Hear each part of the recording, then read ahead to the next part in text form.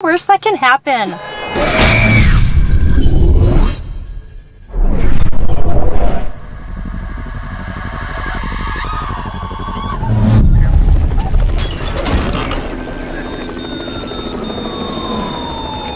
Seriously? Buckle up. Okay. Thank you.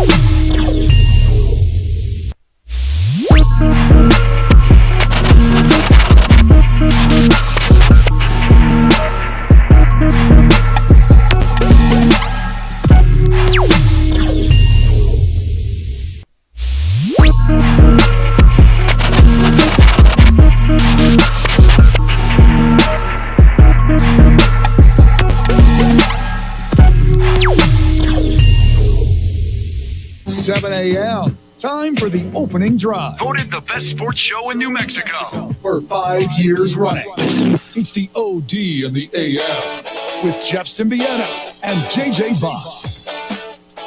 Well, they're out early on a beautiful day at Augusta. They're on the golf course. Round one continues at the Masters. A tradition unlike any other. Bryson DeChambeau will start round two as your leader, coming up at 9:54 this morning. He shot a 7 under 65 yesterday. He's one stroke better than Max Homa, who's on the course right now, and Scotty Scheffler, who will go this afternoon. Good morning to you. Opening drive, Merry Friday. Jeff Symbieta and JJ Buck. How you living? What it do? All right. All right. I know. Well, what about Tiger? I got you. Already got the emails. They're already coming in. I got you. Tiger is playing the 17th hole right now, and he is even par. That would tie him for 29th place in a field of 89. Projected cut as of now going into round two later today is at 2 over par. So a lot better than many thought. Today's going to tell a lot about your guy Tiger Woods, I think. Can he make it to the weekend? He was 1 under through 13. He's even through 16. JJ, a lot's going to be said. We'll figure it out today because he's had to get up super early, go out. He didn't get off the golf course until dusk last night. They played until it was light. Boy, those balls just keep rolling into the water and rolling. Dang, that ball landed in the middle of the green and ended up in the water. JJ, how's he going to play today after staying out there late, getting his treatment, getting up super early, playing 8 holes this morning, and then going to go out and be in that early set again today to play his second round of golf? It's going to be 26 holes of golf today? 23. 23? Okay. And I think today will tell a lot how physically he handles it. I'm not worried about his golf game. Dude, his golf game looks good. His short game looks like Tiger Woods. He's been terrific. But it's how is he going to hold it physically? That's always the question, and we don't know. You can't make a hot take on that. No, I don't have one. It's just wait and see with Tiger Woods. If he's able to make it through, I think he's going to be fighting coming down the final few holes he plays today to make that cut on the weekend. If he can stay there to even get a couple birdies, because guys are going to still attack this course. And I know it's straying out a little bit from yesterday, but you're seeing, guys get in grooves, especially like Bryson DeChambeau, who has as high of a ceiling as anyone in the game of golf. You get another round like that, just half that pushes the cut line. He just had a really good look at 17, left his birdie about a foot short. He had about 15-foot birdie, left it about a foot short, so you figure he'll clean it up and make par. All right, I believe we have phones today, which is an upgrade. So you're welcome to get in at 505-246-0610. That's our phone line, and the Sports Animal text line, 505-246-0610. Emails Jeff at sportsanimалabq.com, JJ at sportsanimалabq.com on the Twitter or the X. It's _JJ Buck. and on the Facebook, the OD and the AM. You can watch the show on the Facebook page. Adrian is producing right there, and adds a lot of video entrements and extra. Maybe not. But you can watch it all right there. So here's the guest list for you today. Coming up at 9 o'clock, we'll keep with Kenny. We'll talk some NBA as the NBA's regular season is really winding down. Kenny Thomas due to be with us, the former Lobo great and longtime NBA veteran, 9 o'clock. And then we'll shoot again for Clint Hurdle, the former Rockies manager and special assistant to the general manager for the Colorado Rockies, coming up at 9:30 today. That's the plan. Topes lose again last night, 6 in a row. They get beat by the Space Cowboys. Tonight they will be the Oat Milkers, JJ. I guess this is a minor league baseball wide promotion that the company, what's the company on the Oat Milkers? Do you know? No. All right, me neither. But they will be the Oat Milkers tonight. So they'll go out there.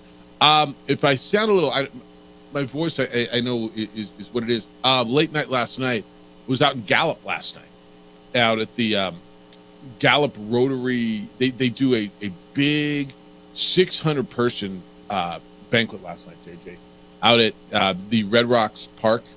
Warren Moon, the Hall of Fame quarterback, was the speaker. It was actually really good to see him. Last time I saw him, he was in for New Mexico Bowl when it was, I want to say it was the New Mexico-Arizona Bowl. And so we talked a little about that and in bowl games, but he was great. And they do an unbelievable job, and they handed out $40,000 in scholarships this year to high school students or graduating high school students out in Gallup and McKinley County to go to college. Sammy Chota does a great job. Stop by Sammy C's. I got to sign the floor at Sammy C's yesterday. I know Kenny did it recently. Yeah, there's pictures. It looks like Mick Cronin signed the floor. Maybe that's why he did it. But I got to sign the floor at Sammy C's, which is just as good a sports bar. I told you this is. There is in America out in Gallup. And it's just a late night last night, just getting back. But congratulations to the Rotary Club out in Gallup and what they do out there. And was honored to just be there. And I've been out there a number of times over the years, and they do just an unbelievable job. And the community rally, it was sold out. It was sold bleeping out. And great stuff out there. So congratulations to them. All right, NBA last night, JJ. Games that mattered. Golden State beat Portland 100-92.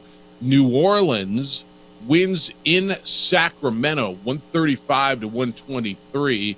The Knicks were winners over Boston. I think Boston is just coasting. And Chicago beat Detroit. So what does it all mean as we hit the final few days of the regular season? Well, in the West, it means that Golden State, Sacramento, and the Lakers, JJ, are in a dead heat for 8, 9, and 10.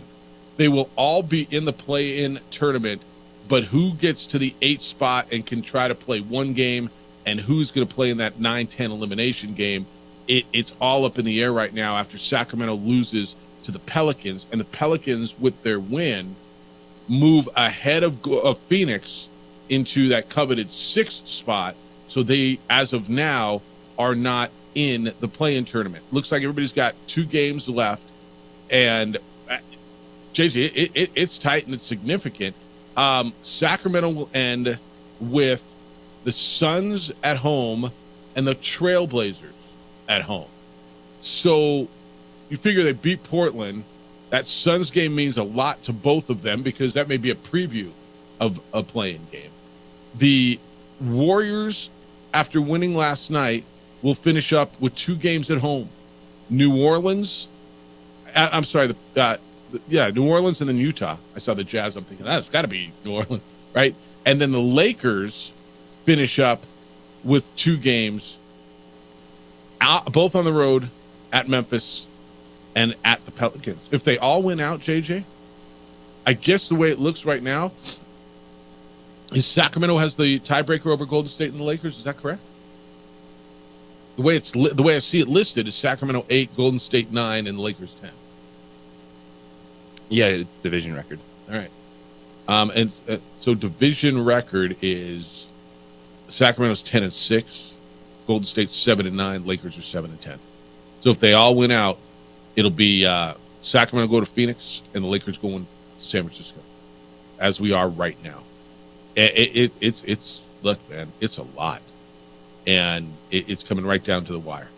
The Knicks win yesterday keeps them ahead of Cleveland as the number 3 seed in the East. So watch it as we come down. But there's games and games that really matter. And it's fun right now, huh? I guess I'm not in love with the play-in tournament. I'm not sure. I think 10 out of 15 teams need to make it to the postseason. But it sure does make it fun. Yeah, this is one of those special years where you look at the Western Conference and you don't feel bad about it because you're getting teams that are well above 500 right now. 9 and 10 or 10 games up above 500. The Eastern Conference, you got the Bulls and Hawks and 9-10. That's teams that are 4 to Well, the Hawks are 8 games under. 6 games, 8 games under 500. And those are the ones you're just like, ooh, like that's what you're going to get more times than not. But the Western Conference is just crazy right now, and there's only 2 spots not locked in, and it's can the Suns get to the Pelicans, and outside of that, West is going to be bonkers. Suns are 1 game back of the Pelicans right now to get out of the play-in tournament. Meanwhile, in the East right now, it looks like Philadelphia can get out of there. They can still catch Indiana. Philadelphia and Miami. Yeah. So it's fun to watch, and you got a lot to do. All right, let me give you the phone numbers again. 505-246-0610. That's how to get here today. That's the Sports Animals phone line and our text line. Emails, Jeff at sportsanimалabq.com, JJ at sportsanimалabq.com. You're already hitting me. This is from Telus. It says, on the coast from the USA, Tiger Woods. He is on number 18. He did make his par putt on 17 and coming in to finish up the first round, and it looks like he's in the pine straw on the right side of number 18. Carl said keep that was those. Jason Day. Oh, was that Jason Day? All right. By the way, Jordan Spieth just blew up. He's missing the cut. Is he going to miss the cut? He was He's about even to last shoot night. an 8 or a 9. Is he the guy that I saw the ball? I thought I looked up and I saw him. Oh, here he is, right here for triple bogey. He is. So his ball is the one that hit the middle of the green and rolled into the water, and he was frustrated. So he's got about 25 feet down the hill for triple bogey. He is going to make a quad. Is that number 12? That's 15. Is that around 15? Okay. My kind of hole right there. I like that score. You like it? You like seeing dudes make a snowman because you do a lot? Yeah. No, I don't. Look, makes us all That's feel the human. only time I can watch golf and go, I know how you feel, man. Yeah, dude. Like, or when you see a guy chop it out of the sand trap, right? Who was it yesterday? I watched. A guy was leading yesterday, early in the round, and just chunked it like a chip, like hit a foot behind the ball. You're like, whoa, and it went in the water, and you're like, I've been there. Totally understand it. Yeah. You know what? Golf is hard. Really, really hard. I wonder if we could ever pull. God, you'd have to clean it up. It would take you a month. Tommy Lasorda went on a rant back in the 70s on golf. I'll find it for you. It's like a summer project. Seriously, with all the bleeping. But his whole point was how hard could it be? Ball's sitting there, everybody's quiet, shh. And then he's like, Dave Kingman's out there, and 50,000 people are yelling, and guys throw the ball 95 miles an hour, and all the bleeps in there. I will find it for you because it is a classic rant. I know they did it on the show before us, the national show. They did classic rants the other day. They left that one out. Did you ever hear Lee Elia? Do you know who that is? The Cubs one? He was the Cubs about the fans, and none of them have bleeping jobs, and they come out here every day. It just went off on the fans. This is before they had lights at Wrigley Field, and just went bonkers on the fans. A quad bogey for Jordan Spieth on number 15. He is 6 over. He's golly. He went bogey quad. He looks like he wants to just wreck someone, and he's still got to play another round of golf today. 505-246-0610. When we come back. Well, is Tom Brady coming back too? Not just us. We will be back. Will Tommy be back? It's the opening drive on 95.9 FM and AM 610, the Sports Animal. When you have sports mixed with your pop culture.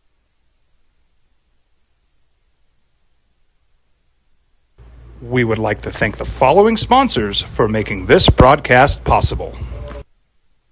Teenagers love a party, especially during prom and graduation season. Often, alcohol is involved. Some parents think that hosting a party with alcohol in their home will keep the kids safe, but it's wrong and it's illegal. As a parent, to allow your teenagers' underage friends to consume alcohol on your property is a felony. Parents who host lose the most. Don't be a party to teenage drinking. This is a program of the Drug Free Action Alliance. For more information, go to burnco.gov/do-not-host.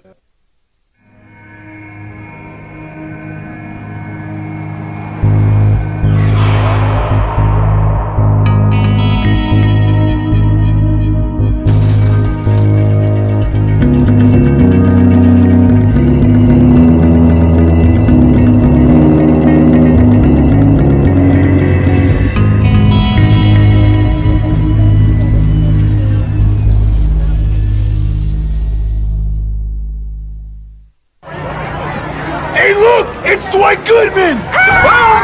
This place is hot. Let's see if anyone needs my help. How about I drive you madman home, huh? I got this, Dwight. I'm the designated driver. Boom. Sweet. Does anyone need Dwight's help getting home tonight? No thanks, Romeo. I've got a taxi all lined up. Drive safe, Dwight.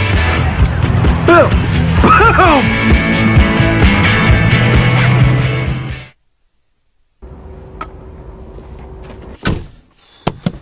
What's going on? Who are you guys? Well, sir, I'm going to pick you up at the DWI checkpoint for drunk driving. And that's when I have to come down to get you out of jail. Well, temporarily. I'm Judge Torres. They call him the Hammer. Hey, hot off the presses, champ. I'm real proud of you, honey. Way to make them happy back home, Captain. Who's that? That's your new buddy in jail.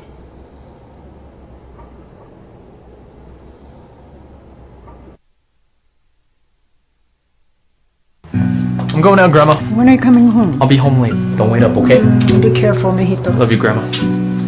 Mijito. He's a good man. Sometimes he just makes bad decisions. I tell him, mijito, cuidado. Be careful. You might hurt someone. He doesn't listen. Until I tell you to stop, okay? Hello. It's me. Hi, mijo. Where are you? Dale was drinking and driving. I need you to come and get me, okay? Please, Grandma? Can you just come and get me? Grandma? Leave him in jail.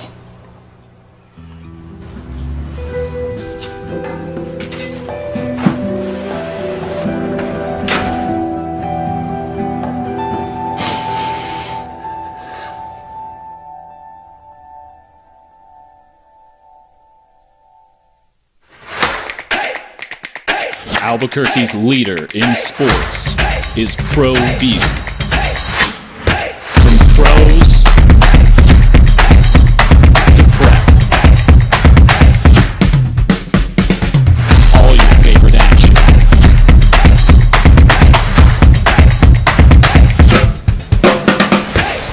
All your favorite talk shows.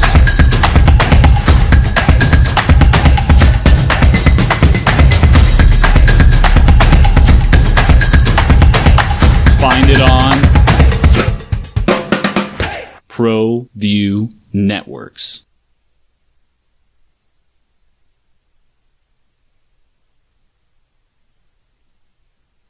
We would like to thank the following sponsors for making this broadcast possible.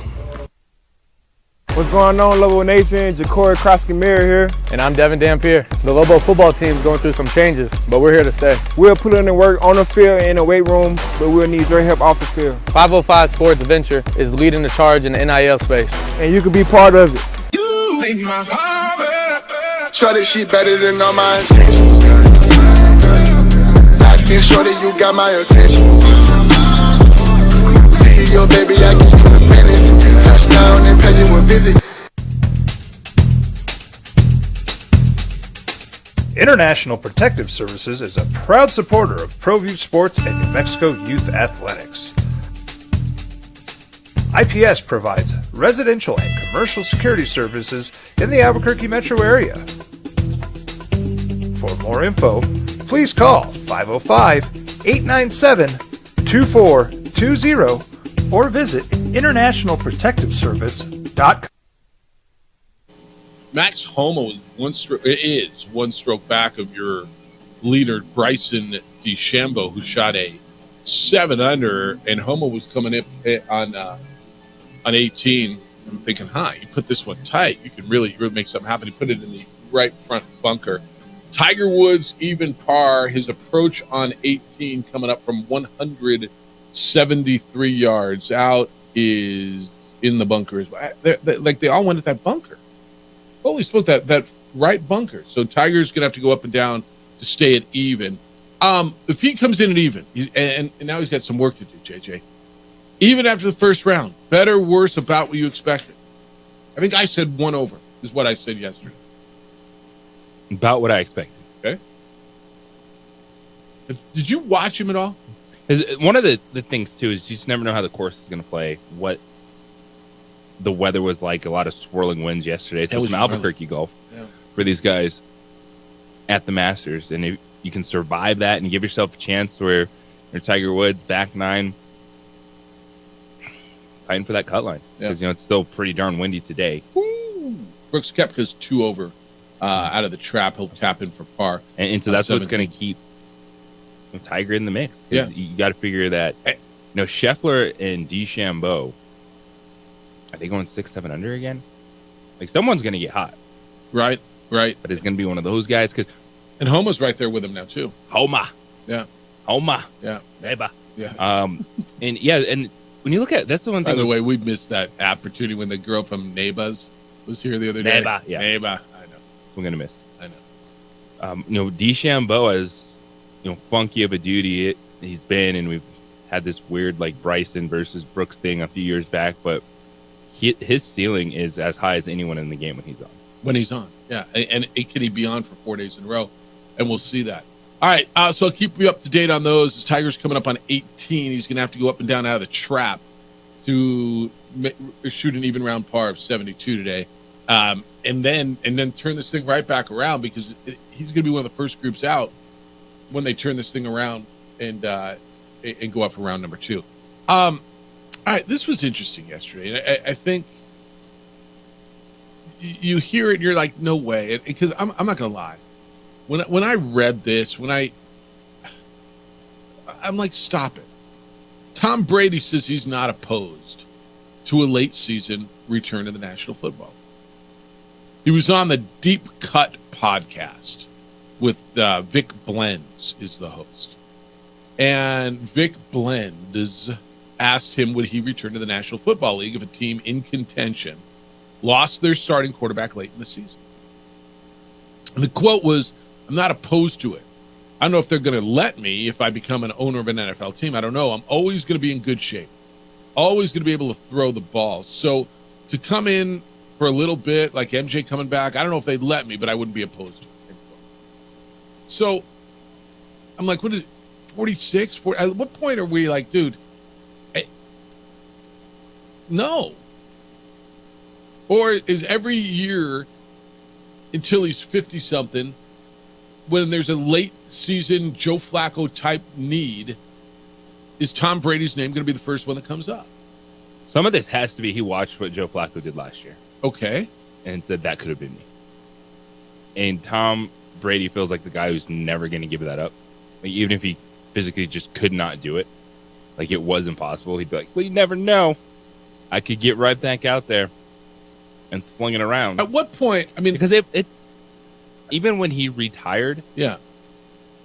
Like, you said he could still play another year. Well, it didn't feel like he wanted to, but he did. I just always had that feeling about it, because at some point in time, you just can't do it. As much as you think you can do it, he's physically able to do it. He's physically able to throw a football. But there's still, I think Tom Brady, where he's at, is he's a competitor. He wants to play football. He wants to be in the locker room with his dudes. But I think the rest of the stuff, he's done with, because you have to commit yourself. When you're Tom Brady, you're Kobe Bryant, like you're LeBron James. That's 24/7, 365, right? To be that dude. And we all understand being in shape is different than being in football shape, right? And I have no doubt Tom Brady will always be in shape. Dude's a professional athlete, as good as there's ever been.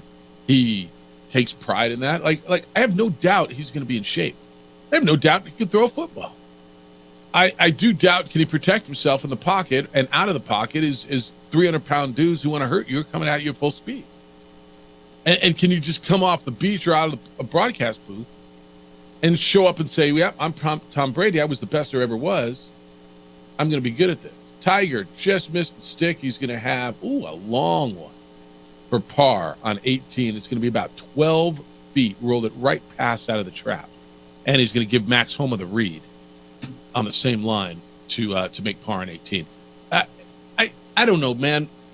When you heard this yesterday, did you say, yeah, I can see it?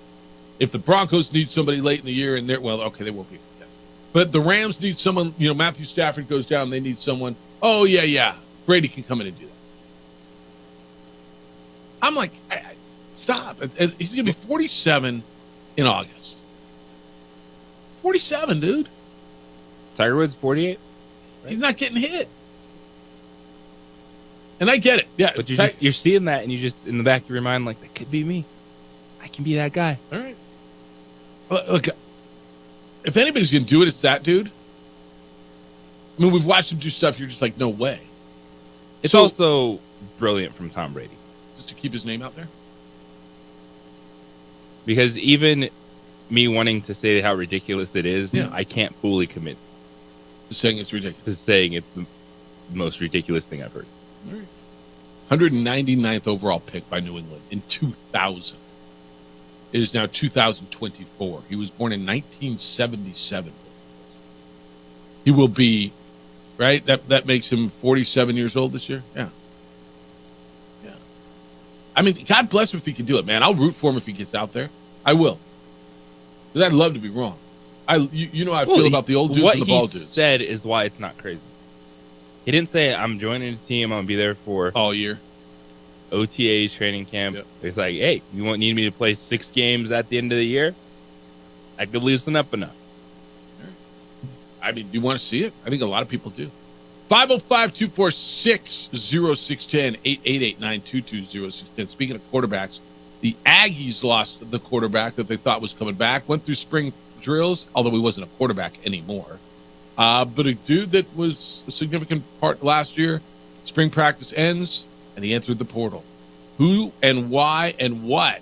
That'll be when we come back. International Protective Service continues to do amazing things. So they heard you when you asked for their help to protect businesses and homes in Santa Fe. Lots of calls going out of Santa Fe for service.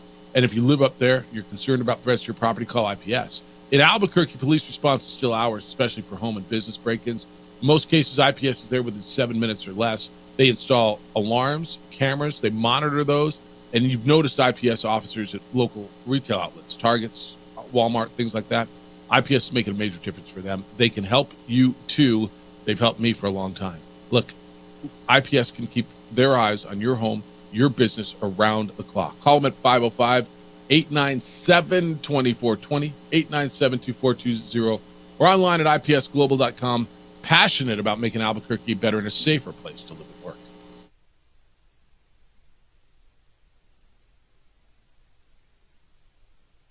We would like to thank the following sponsors for making this broadcast possible. Young driver, this one. Hard to get her out. She'd been drinking. This one. Both of them gone. They'd been drinking, and he drove clear off the road. This was my family. Drunk driver hit us. And my wife and our daughter, they didn't make it.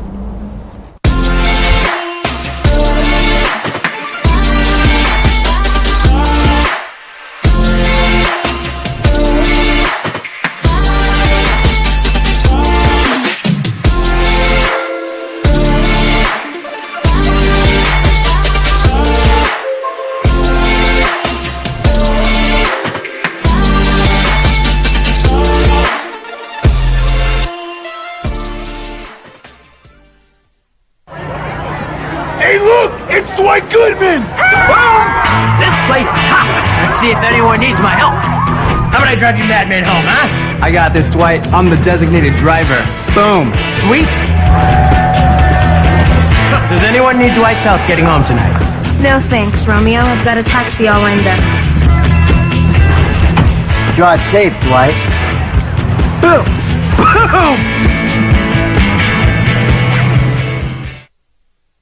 These days, it's important to know people and businesses you can trust. There's a lot of places where you can buy a vehicle, but there's only a few local dealerships where you'll find honest people who have your best interests in mind.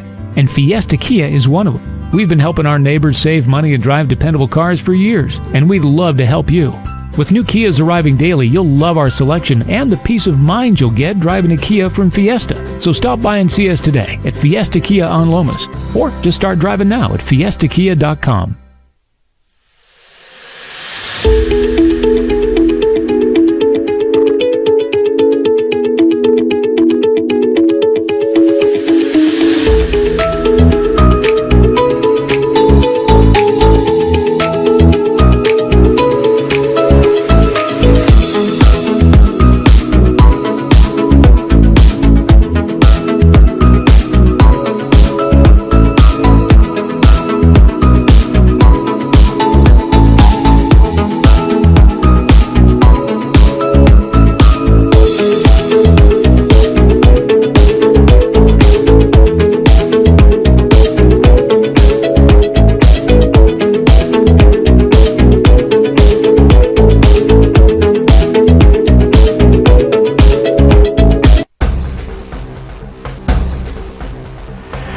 Burglary takes place in the United States approximately every 15 seconds.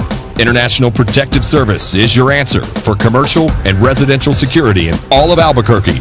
IPS will work with your monitoring company for fast, reliable response times. You can rest easy knowing you, your family, or your company is watched over by International Protective Service.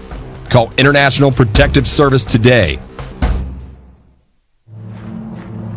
Young driver, this one. All right, that group, Tiger Woods, Max Homa, and Jason Day just finished their first round at the Masters. Tiger missed his par putt coming back, but showed Max Homa the line, and then Homa missed it too. So both Homa and Tiger bogey the 18th hole, so Homa drops back into a tie for third. At -5 after the first round, he shot a 67, 2 strokes behind Bryson DeChambeau. Tiger goes to +1, which I think is the number I said I expected yesterday. So he's tied with names like Phil Mickelson, Sepp Straka, John Rahm, Wyndham Clark, all tied for 35th. They'll play the second round. They'll get started here soon. And the Tiger group is set to go off at, 8:18. So this is what I'm telling you about. We're going to find out a lot today. They go off in about 45 minutes, JJ. 50 minutes. Turn around, grab a sandwich, go to the practice screen, and go play again. And we'll find out a lot physically about Tiger today. The projected cut is +2. They take the top 50 plus times. So he's right. Going to be right there. Going to be interesting. We'll watch it all day. And then we will all watch it, won't we? So can Tiger Woods shoot an even round of golf today? That's going to be the key. Yeah, but he was right near it. Yeah. Which will be, and he's already played 8 holes today. And he was out late last night. He was out. He was out on the course until dusk last night, and then up there at dawn this morning. So we'll see. All right, New Mexico State football practice ended last weekend, the spring practice. And it was really interesting. After practice, Eli Stowers, who was a quarterback and a receiver and a tight end, transferred from Texas A&M. One of their key guys coming back for New Mexico State football said after the spring game, quote, this is what he said to the media, "I know how big of a deal it is for the people around you to help you out, especially when you're in a new system. So I think it's going to be a big part of our role this year, helping out the new quarterbacks. They're picking it up fast, too. So I'm not saying they can't do it, but it'll definitely be easier on them if we go out there and help." That was his quote. So that sounds like, all right, dude's in, he's there. And then yesterday it came out. Phil Natgos reported on 3 Sports that New Mexico State quarterback Eli Stowers entered the transfer portal, former 4-star at Texas A&M. And I'm not going to lose my mind when one guy goes in the portal, and even when 8 guys go in the portal. But certainly you lose Star Thomas right after spring practice ended, who was your leading rusher, second team all-conference, and then Eli Stowers, who I think was a big part of this. He was in all 15 games. He was a backup quarterback. He played wide receiver. He played tight end. He's got speed. He's a good football player, man. He's a good football player. Caught 35 passes, 2 touchdowns. He was big in that. He caught the big pass in that win at Auburn. I don't know, JJ. Significant, insignificant? Am I looking too much into this? Sure, but you lost every player worth a darn on offense. Every key piece, yeah. And you can say, yeah, it's the way it is. It doesn't make it any easier as a fan. It doesn't make it easier as a program. Like, my expectations for football teams that are struggling are to keep struggling. I don't know how you get better right now. Yeah, but they weren't struggling. They were 10-5. They played a conference championship game and 2 straight bowl games. Yeah, but that's also that's the flip side of it. Yeah. You're going to lose all your players. Like, they're not going to be good next year. It's going to be hard to sustain success, certainly, right? Or even, it's just, football is really hard for me to get excited about right now in college. Because of the Super League talk, because of the extended playoff, because of what? The Super League stuff, the fact that I can wrap my head around roster turnover a lot easier in basketball, coming together as a team and finding 6 to 7 players that can be successful and win a game. We're talking about rebuilding an offensive line, rebuilding an entire secondary. Oh, we need some playmakers in here, let alone a quarterback. Like, you can't do that every single year and build a winning football team. Yeah, it's hard, right? It's really, really hard. And then when you have a coaching change, and look, I think we all like Tony Sanchez, right? Well, it's when it happened too, which I think is a little more frustrating. It's like you hung out, went through spring ball. Oh, with this transfer, yeah. With what was going to be your number 1 running back. Yeah. Arguably your best weapon, someone that could do a little bit of everything for you on offense, decide to leave after the fact. Yeah. It's a bummer. It really is. Aggie fan, I know you've been watching this, and we'll get Tony on here in the next week or two to talk about the end of spring practice, and I actually maybe see him next week. But, yeah, how you feeling about it? You're coming off 2 seasons that were really exciting. The program, are you concerned about a halt to the momentum or not being able to continue it? Or do you think, it's just how it is? New Mexico State's in a different place. After 2 seasons of going to bowl games, of success. I mean, you played a conference championship game, you won at Auburn, you've been in bowl games. Do you feel like your program is different and will be more attractive? Oh, Jordan Spieth just missed a foot 5. If you don't think this game's about being in your head, dude, like, honestly, if you don't think, look at him, he is 7 over and looks like he wants to be anywhere but Augusta. If you don't think it. Are they looked at differently if you're a transfer now? Do you look at New Mexico State differently now than you did 2 years ago? Or is it hard because the guy who created it, Jerry Kill, is no longer there, dudes are leaving? How would you look at New Mexico State if you're looking to go play football? That is a question I don't know the answer to, because at this point in time, even it's hard for me to wrap my head around that guys even care if a program wins or not. I know there's not when we're there, but like if you're transferring, yeah.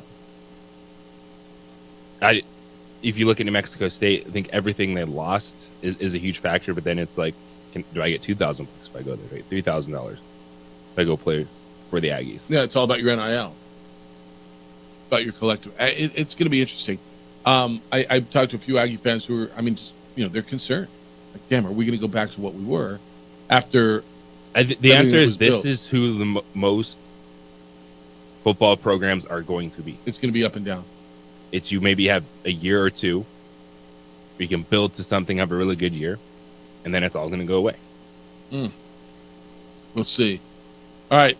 You got a lot of stuff coming in. 505-246-0610. That's the phone line and the text line. Clint Hurdle, the former Rockies manager, scheduled to be with us at 9:30. Kenny Thomas at 9 o'clock. I'm looking forward to having those conversations with those guys. When we come back, Kentucky got their guy, or did they? Is it Kentucky got a guy, or did Kentucky get their dude? There's a new coach to replace John Calipari at the Bluest of Bloods. It's next. It's the opening drive on 95.9 FM and AM 610. The Sports Animal. This report. Hard to get her out. She'd been drinking. We would like to thank the following sponsors for making this broadcast possible. Don't sacrifice quality and flavor when you're in a hurry. Golden Pride offers ribs, fried chicken, red and green chili breakfast burritos, and Frontier sweet rolls. 4 great locations, or visit us online at goldenprideabq.com. Golden Pride Barbecue Chicken and Ribs are proud supporters of ProView Sports. Hi, I'm Steve Stucker here for Dr. Robert Melendez and the Juliet Eye Institute. You may remember me like this, but no more. The glasses are gone. I tossed them months ago because of a brand new procedure from Dr. Melendez known as RLE, Refractive Lens Exchange. The latest technology, the best eyesight I've ever had in my life, and you can check it out by clicking on the link in the description right here.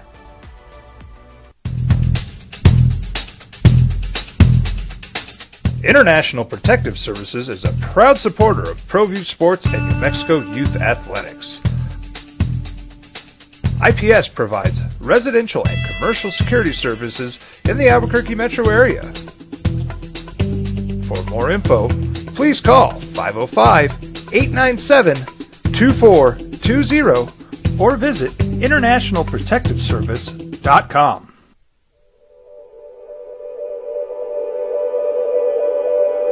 We aren't all born with the same opportunities. But it's the people who care that change everything. Get ready, Sprout, get ready! My coach. My teacher. My older sisters. My grandma. My brother. My tutor. My dad and my mom. As New Mexicans, it's up to all of us to do our part. So that no child goes without love. And no family has to do it all on their own. They're all our children. Every single person is called to make a difference in the life of a child. It's up to all of us to do our part. To pull together. Pull together. Pull together. To make New Mexico the best place to be a kid.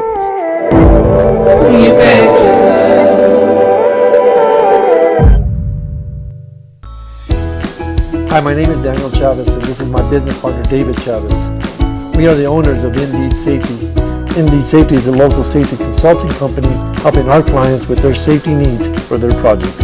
One of the things we pride ourselves as a construction safety company is helping our men and women in construction get home safe every day to their families. Indeed Safety is a proud supporter of ProView Network.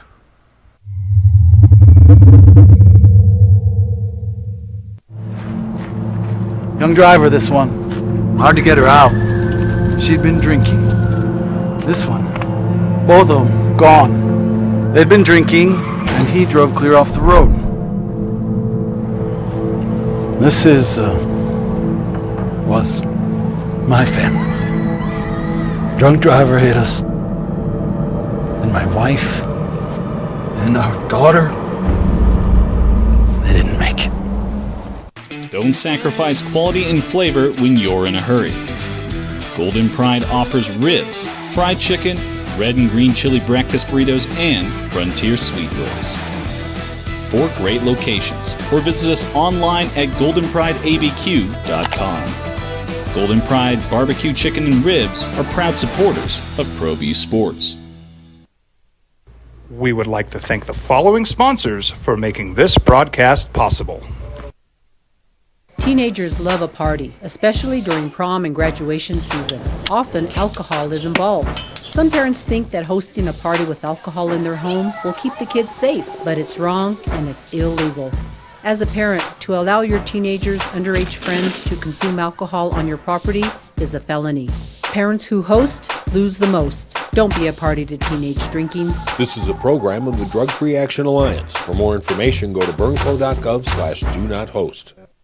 What's going on, Lobo Nation? Ja'Cory Krosky-Miller here. And I'm Devin Dampier. The Lobo football team's going through some changes, but we're here to stay. We'll put in the work on the field and in the weight room, but we'll need your help off the field. 505 Sports Venture is leading the charge in the NIL space. And you can be part of it.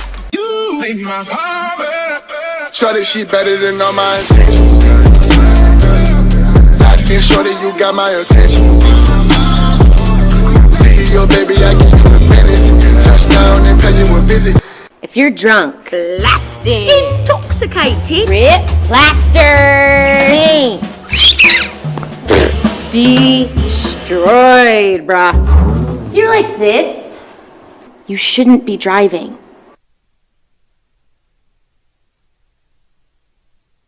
Any doubt about what the effect is?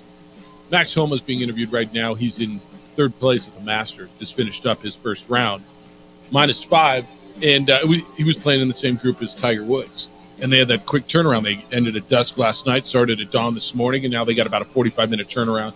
And he was asked about JJ getting up and how do you get to turn it around? And he says, well, I mean, I'm playing with Tiger. I mean, all of a sudden, the excitement anyway. You just got to get the energy. I'm paraphrasing, but the energy and the excitement that comes he said, just playing with Tiger Woods and everything that surrounds it. It's still there. It's still real. Tiger shot one over, bogeyed the last hole, and they'll get this thing turned around here and go. There's still dudes on the course. There's some scores out there now, boys and girls. There's some things. Tiger shot a one over, but there's some guys scuffling. Like Brian Harman, we were just watching. Brian Harman's a good golfer. 9 over, he shot a 47 on the back, JJ. He was 9 over on the back 9. You're like, wait a minute, dude, I shot a 47 out of the club the other day. I know. Jordan Spieth is scuffling. He's 7 over. Sam Burns is 8 over. Peter Malnati, who won a couple weeks ago, is 9 over. The golf course is playing tough, man. They're not giving you anything. Ricky Fowler was one of my guys. He's +4. That's not very good, is it?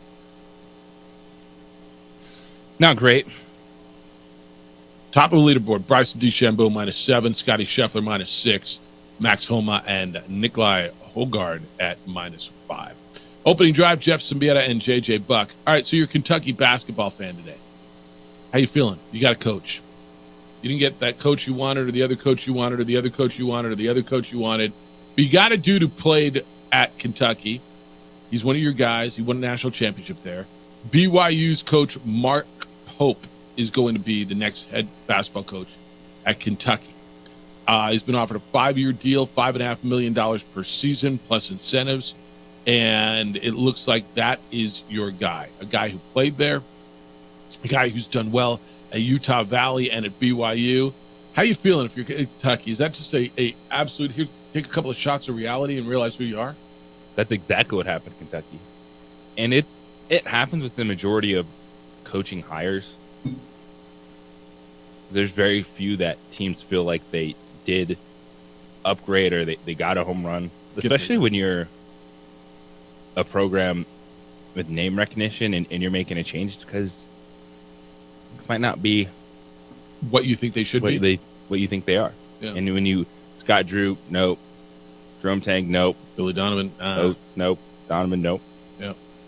Yeah. And they went hard after Scott Drew. They wanted Danny Hurley. Nah, we're good. Billy Donovan, no, I'm staying here. Nate Oates, no, I'm good in Oklahoma. To me, that's the most glaring of all. I mean, where life has changed. The Alabama basketball coach said no to Kentucky. You lost your coach to Arkansas voluntarily by the coach because it got so bad there. And the Alabama, not football. We're not talking, not football. It's not like you tried to hire Nick Saban to coach your football team in Kentucky. Basketball, dude, stay there. That would be like Mark Pope saying no, Mark Stoops, the football coach of Kentucky, saying no to go to Alabama. Same thing. That's the reality where they are, man. So they got a coach, and it's going to be Mark Pope. and you move on. A couple other things in college basketball. Jamal Shead, Houston's All-America, declared for the NBA draft. I think that's probably the right move for him, don't you? He's a heck of a player. Got injured in the NCAA tournament. He said, I feel like it's my time to move on and go chase my dreams. Yeah, there's a couple of these, like Jamal Shead, Houston, Tyler Kolek, Marquette, that when they announce, they're going because they're going to be lottery picks. It's not like most of them where they announce during the draft, but it's really just to get feedback and then coming back to school. Yeah. Like these guys are going. Yeah. Mountain West, Micah Parrish, San Diego State, entered the portal. John Rothstein, who kind of knows all, said yesterday that Micah Parrish tells me he's entering the transfer portal and will go through the NBA draft process with the option to return to San Diego State as well. So you've heard a lot of football coaches, more so than basketball coaches, say, hey, if you enter the portal, you're gone, right? If you decide you don't want to be here, if you're thinking you need to go test the waters, go.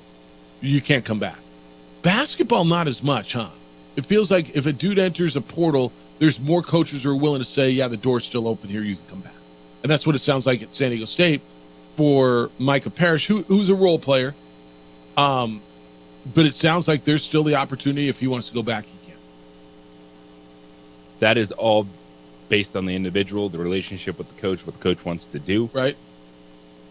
Because once the said player enters the portal, you're immediately thinking about filling that spot. So you're not waiting on them. You kind of need to be, don't you? I mean, you kind of need to be. Because why else is he there? All right, you're on the email. 505-246-0610 is the text line, and the phone line. Emails Jeff@sportsanimalabq.com. JJ@sportsanimalabq.com. Mike says, mercenaries are destroying college athletics, Jeff Lou. Can you imagine the Dallas Cowboys breaking training camp and Dak or CeeDee Lamb walking out of Thousand Oaks, California, saying, we're out of here. We're hitting the transfer portal. It's just what happened to Jason and Jerome's guys in New Mexico State. Kind of like that, yeah. Yeah, it's very much like that. Spring camp ended, and dudes can transfer, and they did. I mean, yeah. Carl says, when is Bronco going to breeze them? Jeff, it feels like global football has been practicing forever. No, it doesn't. It's been a couple of weeks. They're a little more than halfway through. They got a spring game coming up here in 2 weeks, don't they? Global football? They started March 26th. Yeah, today's April 12th. So they're just one of the teams that started later. Yeah. Yeah. I was out there for a little bit yesterday. Saw the Thursday Heroes thing that they do, which I thought was really cool. Did a little research. JJ, I'm purchasing some Isleta New Mexico Bowl gifting, and I had 4 different styles of eyewear. I wanted to see what some of the players like, so it helped me. Got a few of the boys went out, and they seem to like them. There's an incentive to get to a bowl game, maybe. Just trying to help the local economy, you know. Jackson on spring. It's finally here to stay, Jeffers, question mark. I talked to some folks that were at various high school events last weekend. Said it was the coldest they'd ever experienced in New Mexico. I doubt it. P.S. The OD can dream. How amazing would it be if Sunday Jim Nance is yelling and down the stretch they come, and that guy is in with a chance. See what Tiger does this afternoon. He's won over. I don't think he's going to compete. He's got an opportunity to make the cut, though. Compete at the top of the leaderboard. He's got an opportunity to make the cut. And there's no way last week was the coldest Saturday. It was windy. Man, how many years you been around here? We've had cold April days. We had snow on May 1st. You recall. It wasn't the coldest. It was chilly. I'm not going to give you, I won't tell you it's not. Dan says the most desperate team theory, Jeffrey, Juan Jose, and Johnny Buck Jr. I think you're the same guy. Lobo Baseball lost 6 straight. Albuquerque Isotopes lost 6 straight. Both played critical games in their district. Who's more desperate? Yeah. Probably the Lobos because they don't get to restart at midpoint. There's not a point where you can just hit reset, turn the video game off, turn it back on. Baseball, Pacific Coast League, they play halves, so you get to reset. Rod's in on OJ. Was OJ bigger than any current star, Jefferson? Elvis, Michael Jackson. I can't think too many in history that would draw 100 million plus viewers for a car chase. If LAPD was chasing Taylor Swift at a white Bronco during the Errors tour, that's Errors, he said.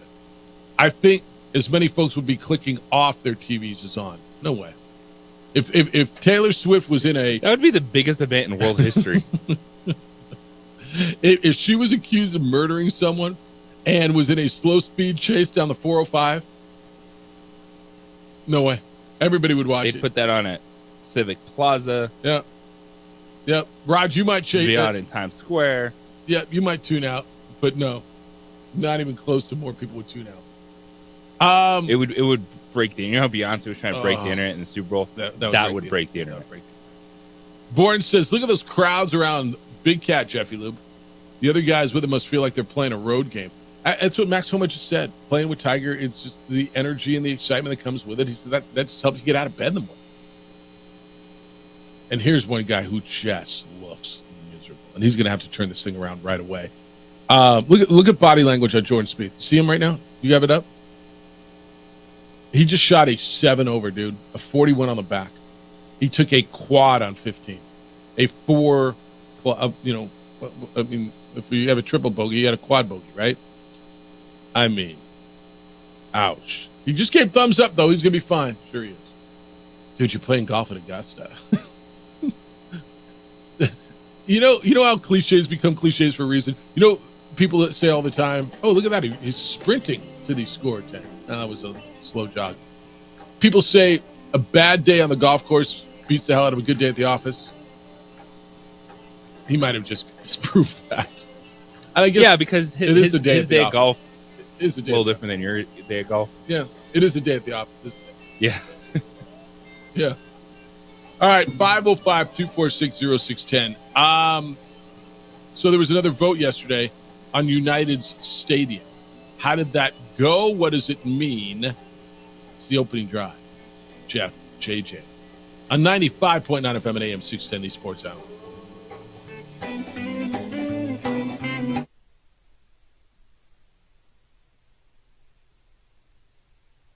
We would like to thank the following sponsors for making this broadcast possible.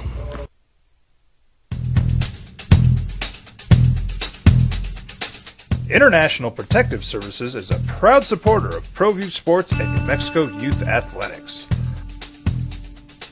IPS provides residential and commercial security services in the Albuquerque metro area. For more info, please call 505-897-2420 or visit internationalprotectiveservice.com. Hi, I'm Steve Stucker here for Dr. Robert Melendez and the Juliet Eye Institute. You may remember me like this, but no more. The glasses are gone. I tossed them months ago because of a brand new procedure from Dr. Melendez known as RLE, Refractive Lens Exchange. The latest technology, the best eyesight I've ever had in my life, and you can check it out by clicking on the link in the description right here.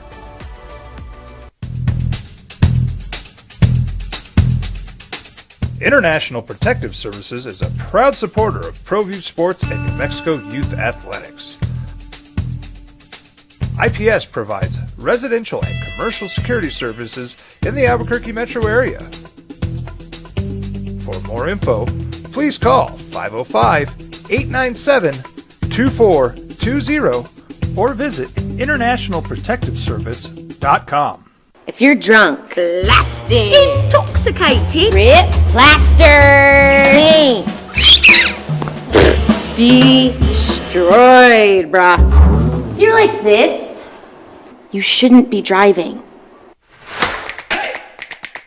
Albuquerque's leader in sports is ProView. From pros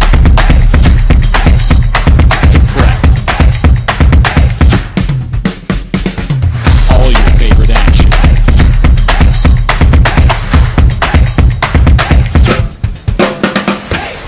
All your favorite talk shows.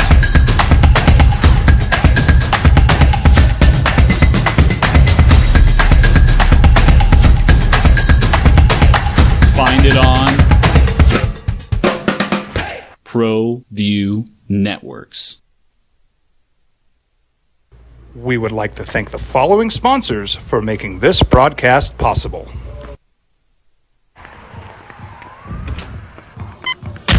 These are more than just the sounds of a safe place to go after school. These are the sounds of interest being ignited and of mentors making an impact. At Boys and Girls Clubs, we don't do just one thing. We do whatever it takes to meet the needs of every kid who comes through those doors. Because whatever it takes is what it takes to build great futures. Great futures start here.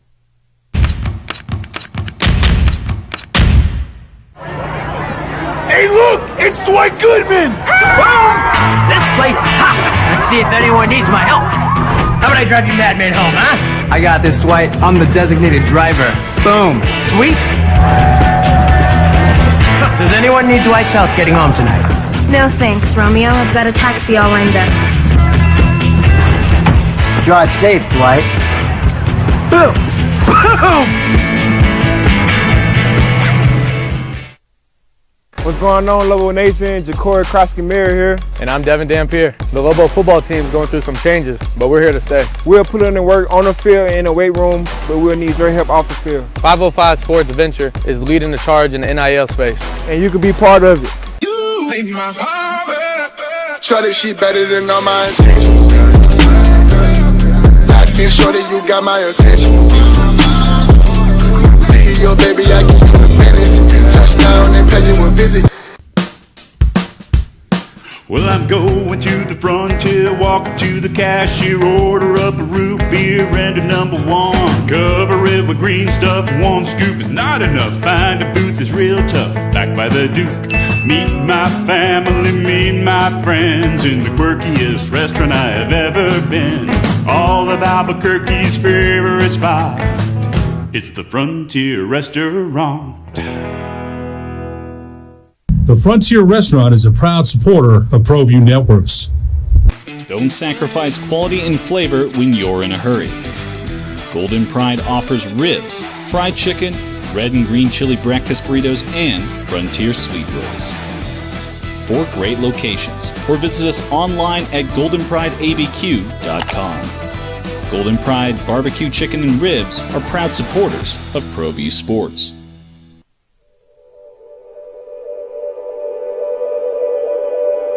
We aren't all born with the same opportunities.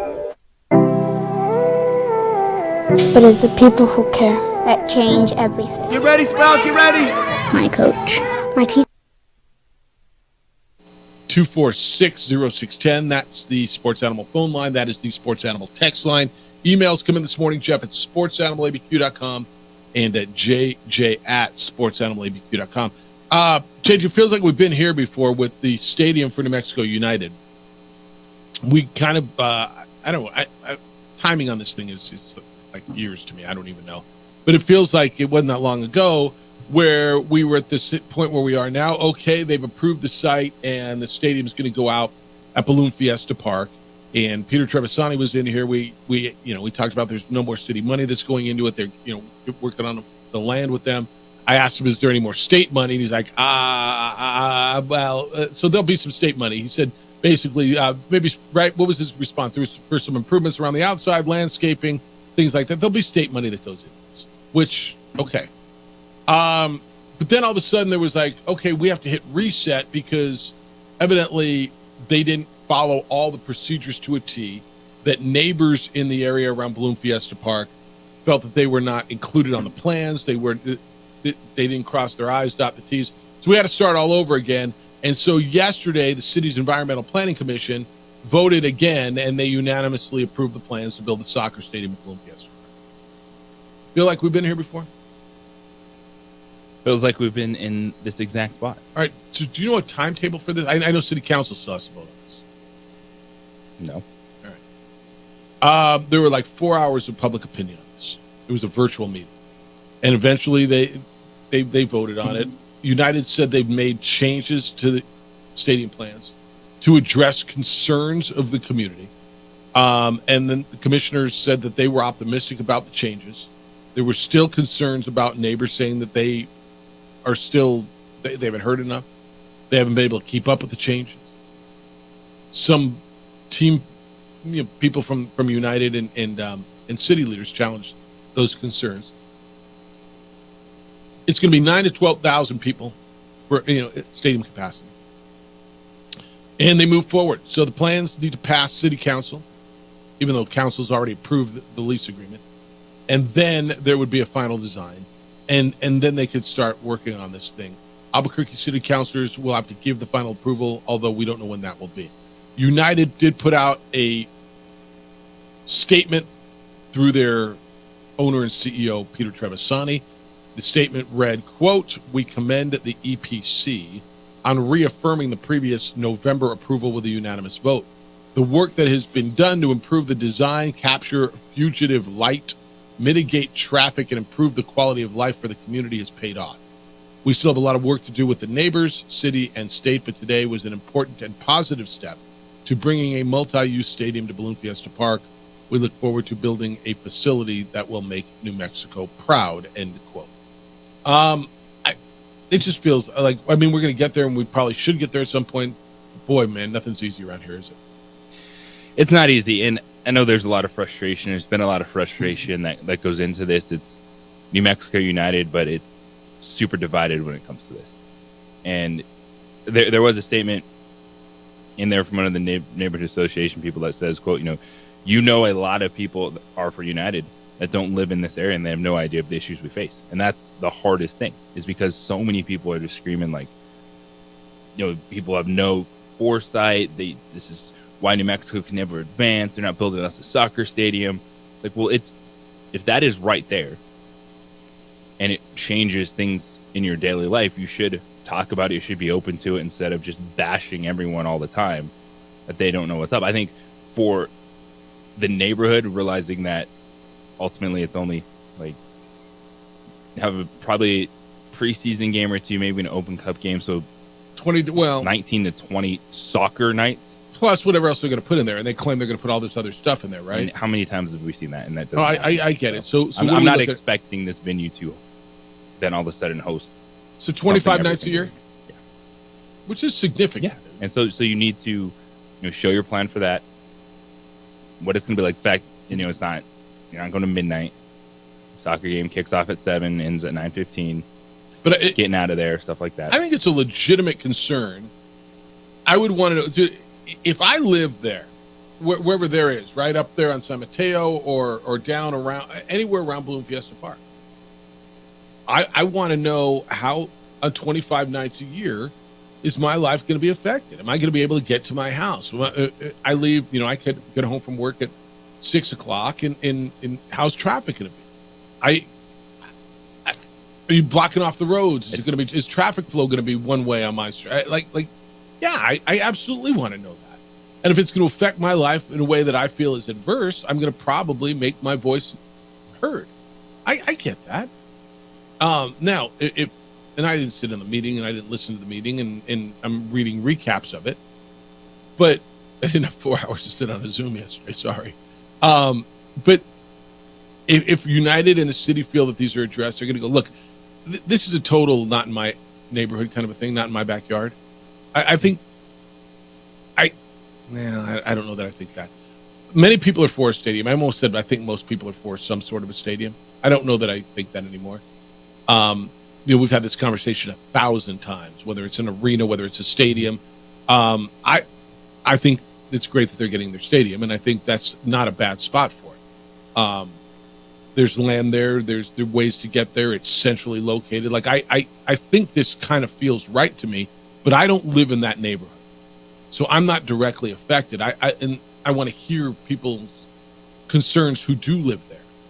When all that's said and done, if it's right, good for them, and I'm glad this project might one day get done. That even makes sense, right? Yeah, it's one that I can understand from it. Those that are against it from a neighborhood standpoint feel like they never had a chance. Like this was going through regardless. The mayor's office basically said that's where we're putting. But overall, like that is a space that should be used. That if there's a little bump, if to your point, getting home at 6, maybe get home at 6:15, because it's okay. It's not Balloon Fiesta. So I'm trying to find the right way to put this. Traffic has always been a nightmare getting to Balloon Fiesta. It's one of those things where I've always thought, how all these years have they not And it's a lot of people. But you also, that's how many people? Yeah, it's a lot of versus people. This many people. Wednesday night game, there's 7,000. Or Saturday night game, 10. When there's 10 or 12. And by the way, people go home on Saturdays too, right? I mean, their neighborhoods are affected on Saturdays, not just on Wednesdays. And I've always wondered why they couldn't improve traffic flow. And then I understand it. I mean, there's only so many arteries to get into that place. So if this helps that in the long run, then everybody should be happy, because hopefully they can work on ways to get people in and out of there. That's the hardest thing, is when you're directly talking about neighborhoods involved. Yeah. Because you can't just say, oh, it's a big event, deal with it, traffic. Like, you're like, I didn't sign up for this. Yeah. Like, I just... It's not like I moved in next to the airport. The airport moved in next to me. You signed up for 1 week a year. You know it's going to be different. Right. And then it's the whole, you moved next to an airport, what do you expect? No, the airport just moved in next to me. You know, and I don't know what it does to home values and all those things. I think that's real. But it sounds like it's moving and going forward. So those of you who like United and go out to games, it feels like we've been here before, and we were right here in November. How you feeling about it?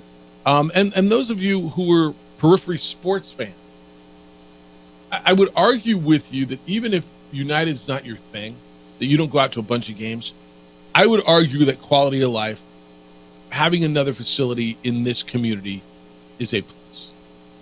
To have a newer, nice facility is a plus. And you know where I am on facilities, and I there's a reason they're being built all over, not only America, but around the world. They do make a difference. They do, whether you want to believe it or not.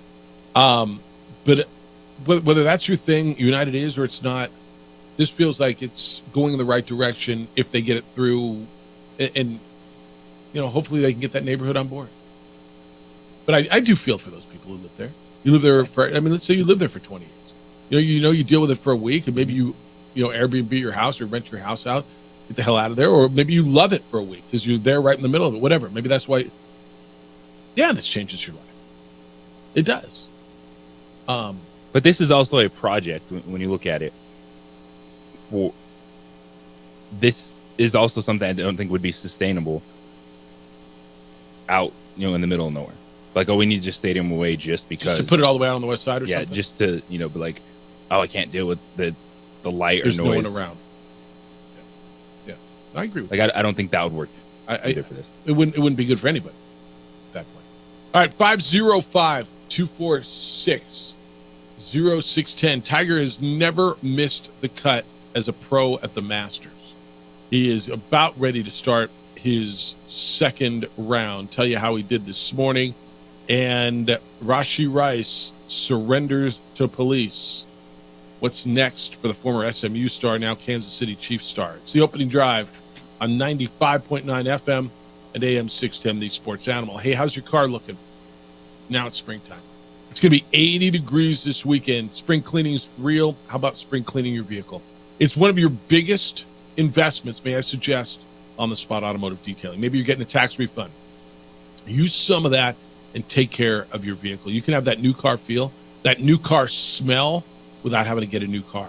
On the Spot will come to you and detail your vehicle inside and outside and around the rims and around everything. Like when they're done, it's brand new. It feels like the day you took it off the lot. They've been awarded Best of the City because they will make sure they leave your car looking and feeling and smelling new. They also have window tinting services that help you prep for this upcoming summer heat. So make the move today and visit otsdetailing.com and schedule online. It's otsdetailing.com.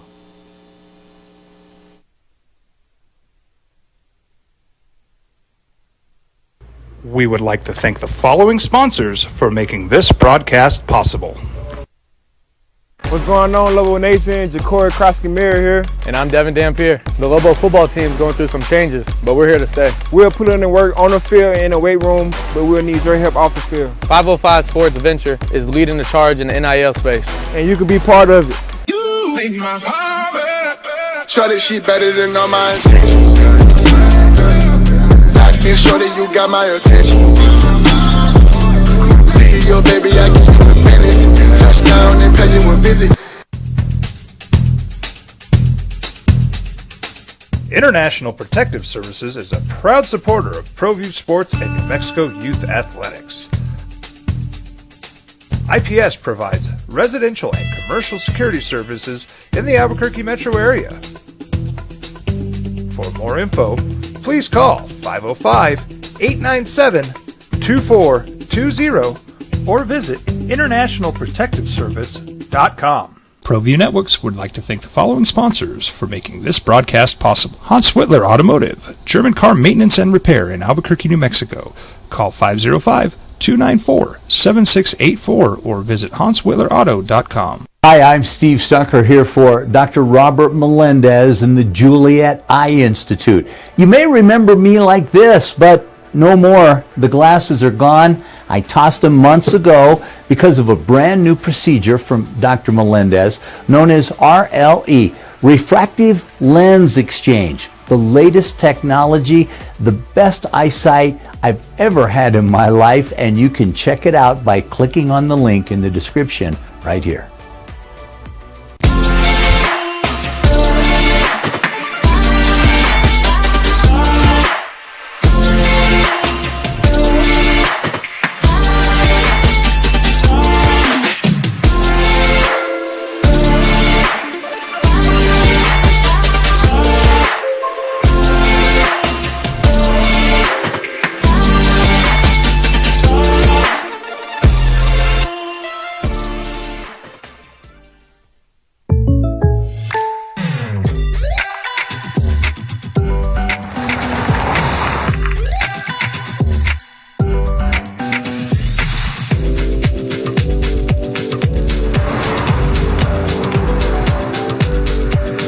Your surprisingly great rates? Contact your local State Farm agent today. If you want the real deal, call State Farm agent Marty Size in Albuquerque today. Like a good neighbor, State Farm is there.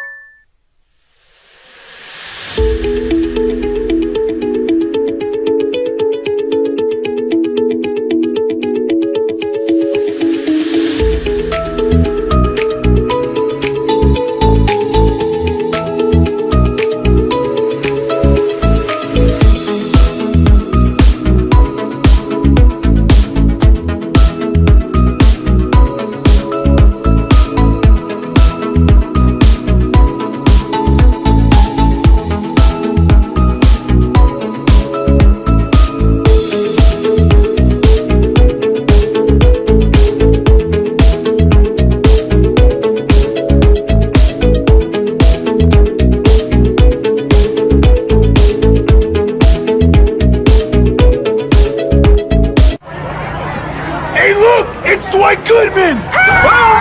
This place is hot. Let's see if anyone needs my help. How about I drive you madman home, huh? I got this, Dwight. I'm the designated driver. Boom. Sweet. Does anyone need Dwight's help getting home tonight? No thanks, Romeo. I've got a taxi all lined up.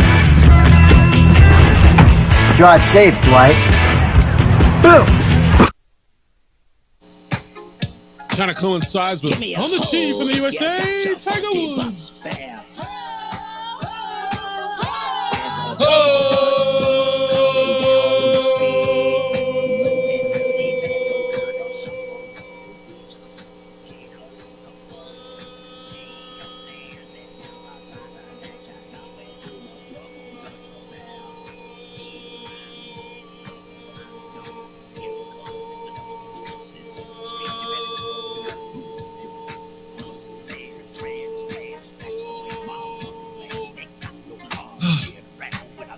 Give me a headache. You think DC's hoeing over there in the news radio booth?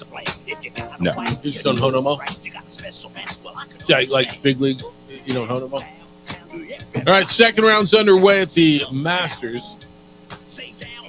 It is a tradition unlike any other. Tiger Woods just teed off on number one over on the first round that he finished up about 45 minutes ago. Max Homa is his playing partner, and he is 2 strokes behind Bryson DeChambeau, your leader. At -7 is Bryson DeChambeau. Jason Day is the other player in that group, and Jason Day is... Where's Jason Day? Like, literally. Got to be somewhere. Why can't I find Jason Day on my leaderboard? You got Jason Day anywhere? On the tee from Australia. Jason Day, here he is. It's Plus plus 3. Plus 3. All right. 505-246-0610. Come on and play radio with us. Kenny Thomas is due to be with us coming up at 9 o'clock. We'll kick it with Kenny, talk NBA stuff. Clint Hurdle, the former Rockies manager. I want to talk to him about how you turn things around. Like if you get off to, I'm really interested in talking to him about, if you get off to a rough start, and both the Isotopes and the Rockies are off to rough starts. How do you realize, man, it's a 162 game schedule, or it's 150, whatever minor league baseball is. And we see your face, man. You're like, the Rockies are 3-10. They're already 6 games back. Feels like we just started. They're playing in a division with the Dodgers and the Padres and the Diamondbacks. Oh, the Diamondbacks went to the World Series up.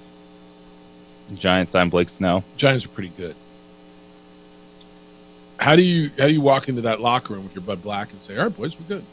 Got a long way to go. You're professionals. Yeah. You got a job to do. You're showing up to work every single day. That's right. Doesn't mean you're going to be any good. Doesn't mean you're going to be any good. Is that kind of where it is? Yep. That's a tough way to look at it, right? I got to go to work every day. I kind of want to be good. Most of these guys have been pretty good. They're trying to, but they're not any good. Most of these guys have been good their whole lives. So we'll do that coming. That'll be at 9:30 this morning. Kansas City Chiefs wide receiver Rashee Rice surrendered yesterday to police on charges that included aggravated assault, amongst others. He and another driver are accused of speeding in their sports cars and causing a crash that involved half a dozen cars on a Dallas highway. I think you've seen the video then. A spokesman for Rashee Rice's attorney, Roy West is the attorney, confirmed to the AP on Thursday that Rice turned himself in at the Glen Heights Police Department. He was booked into a regional jail, and he was released on bond on Thursday night. So he is not in custody. He turned himself in, was booked, and then he bonded out. The attorney says that Rashee is continuing to cooperate with law enforcement. Quote, Mr. Rice acknowledges his actions and feels deeply sorry for those injured as a result of this accident. That was the quote. You're a betting man. Just put on the betting man hat for a moment. Rashee Rice playing football at the beginning of the season next year?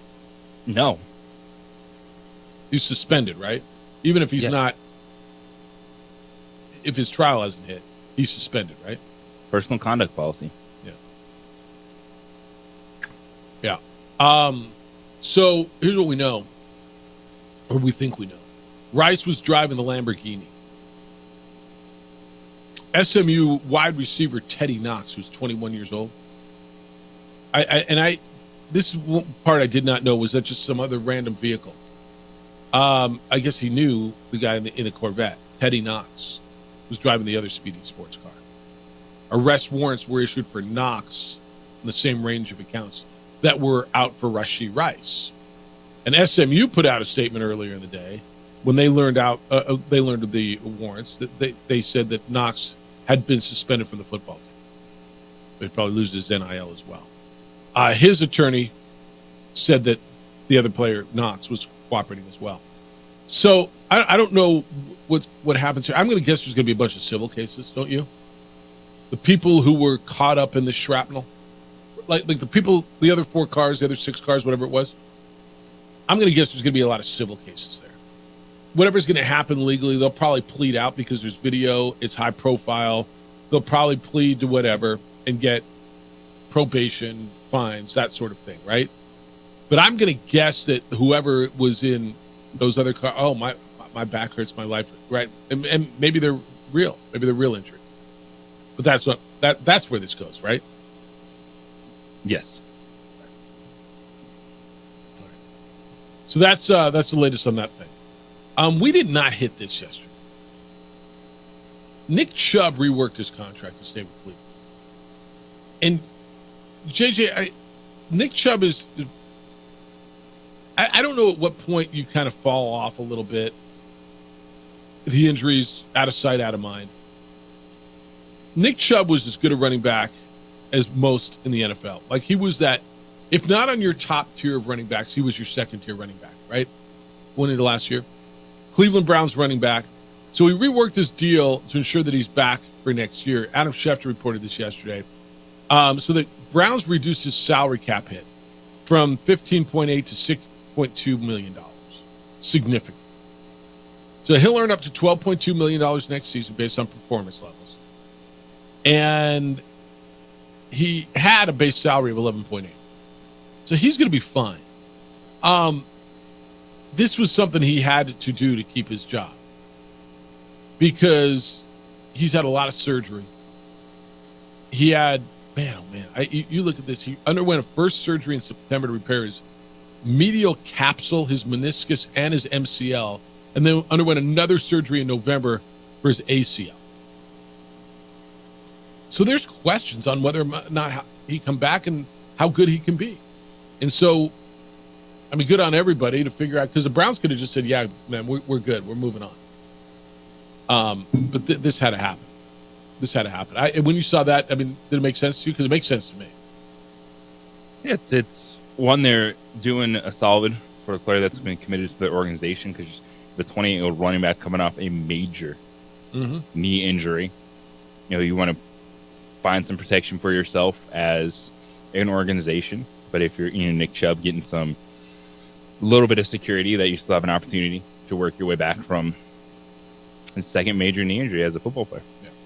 So that he'll go to camp and work his way back. I mean, major injury.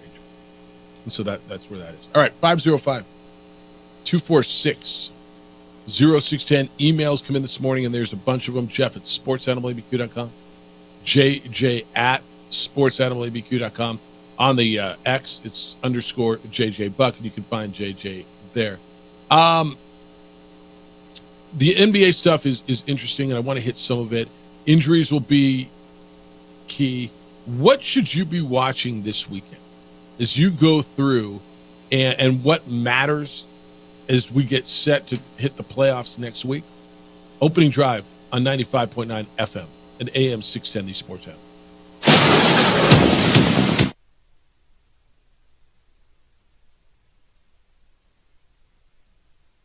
We would like to thank the following sponsors for making this broadcast possible. Don't sacrifice quality and flavor when you're in a hurry.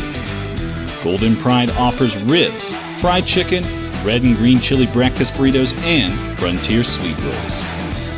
4 great locations, or visit us online at goldenprideabq.com. Golden Pride Barbecue Chicken and Ribs are proud supporters of ProView Sports. These are more than just the sounds of a safe place to go after school.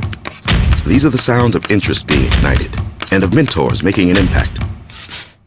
At Boys and Girls Clubs, we don't do just one thing. We do whatever it takes to meet the needs of every kid who comes through those doors. Because whatever it takes is what it takes to build great futures. Great futures start here.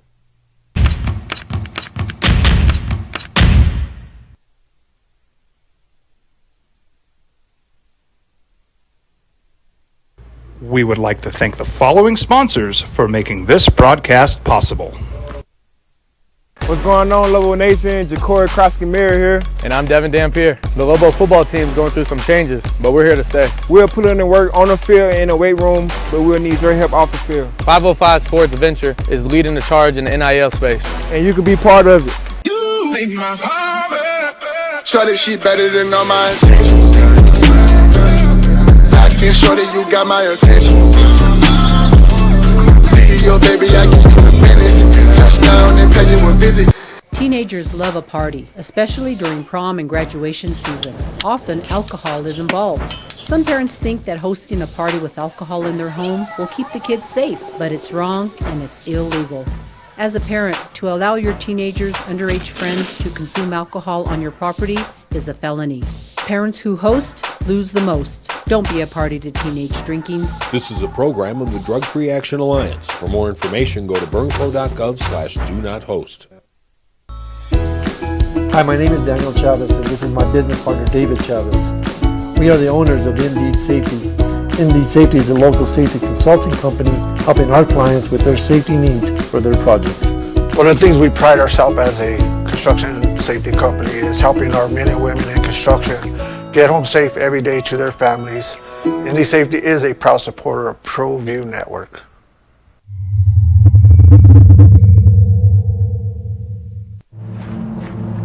Young driver, this one. Hard to get her out. She'd been drinking. This one. Both of them gone. They'd been drinking, and he drove clear off the road. This was my family. Drunk driver hit us. And my wife and our daughter, they didn't make it. I was born in New Mexico. I grew up on these streets. I got in trouble here, and I fought my way back in boot camp. I love New Mexico, especially the people. Now I'm using my training, tenacity, and energy to fight for you. I'm Adam Oki, lawyer, fighter, and New Mexican. I was a local athlete here in New Mexico, so I'm proud to support your local athletes.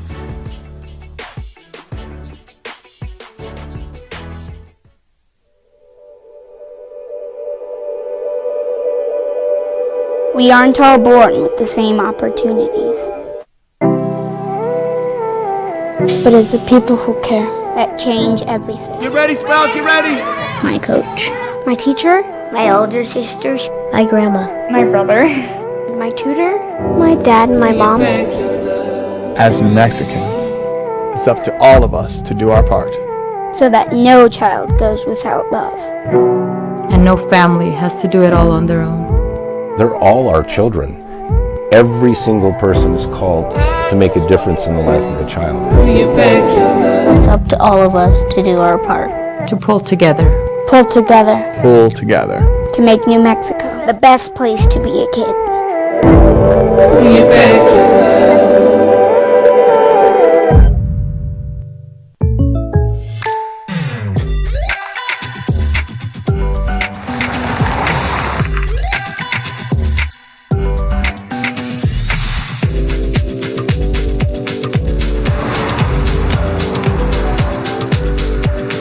Your surprisingly great rates? Contact your local State Farm agent today. If you want the real deal, call State Farm agent Marty Size in Albuquerque today. Like a good neighbor, State Farm is there. Hey, look! It's Dwight Goodman! Boom! This place is hot! Let's see if anyone needs my help. How about I drive you madman home, huh? I got this, Dwight. I'm the designated driver. Boom. Sweet? Does anyone need Dwight's help getting home tonight? No thanks, Romeo. I've got a taxi all lined up. Drive safe, Dwight. Boom! Boom!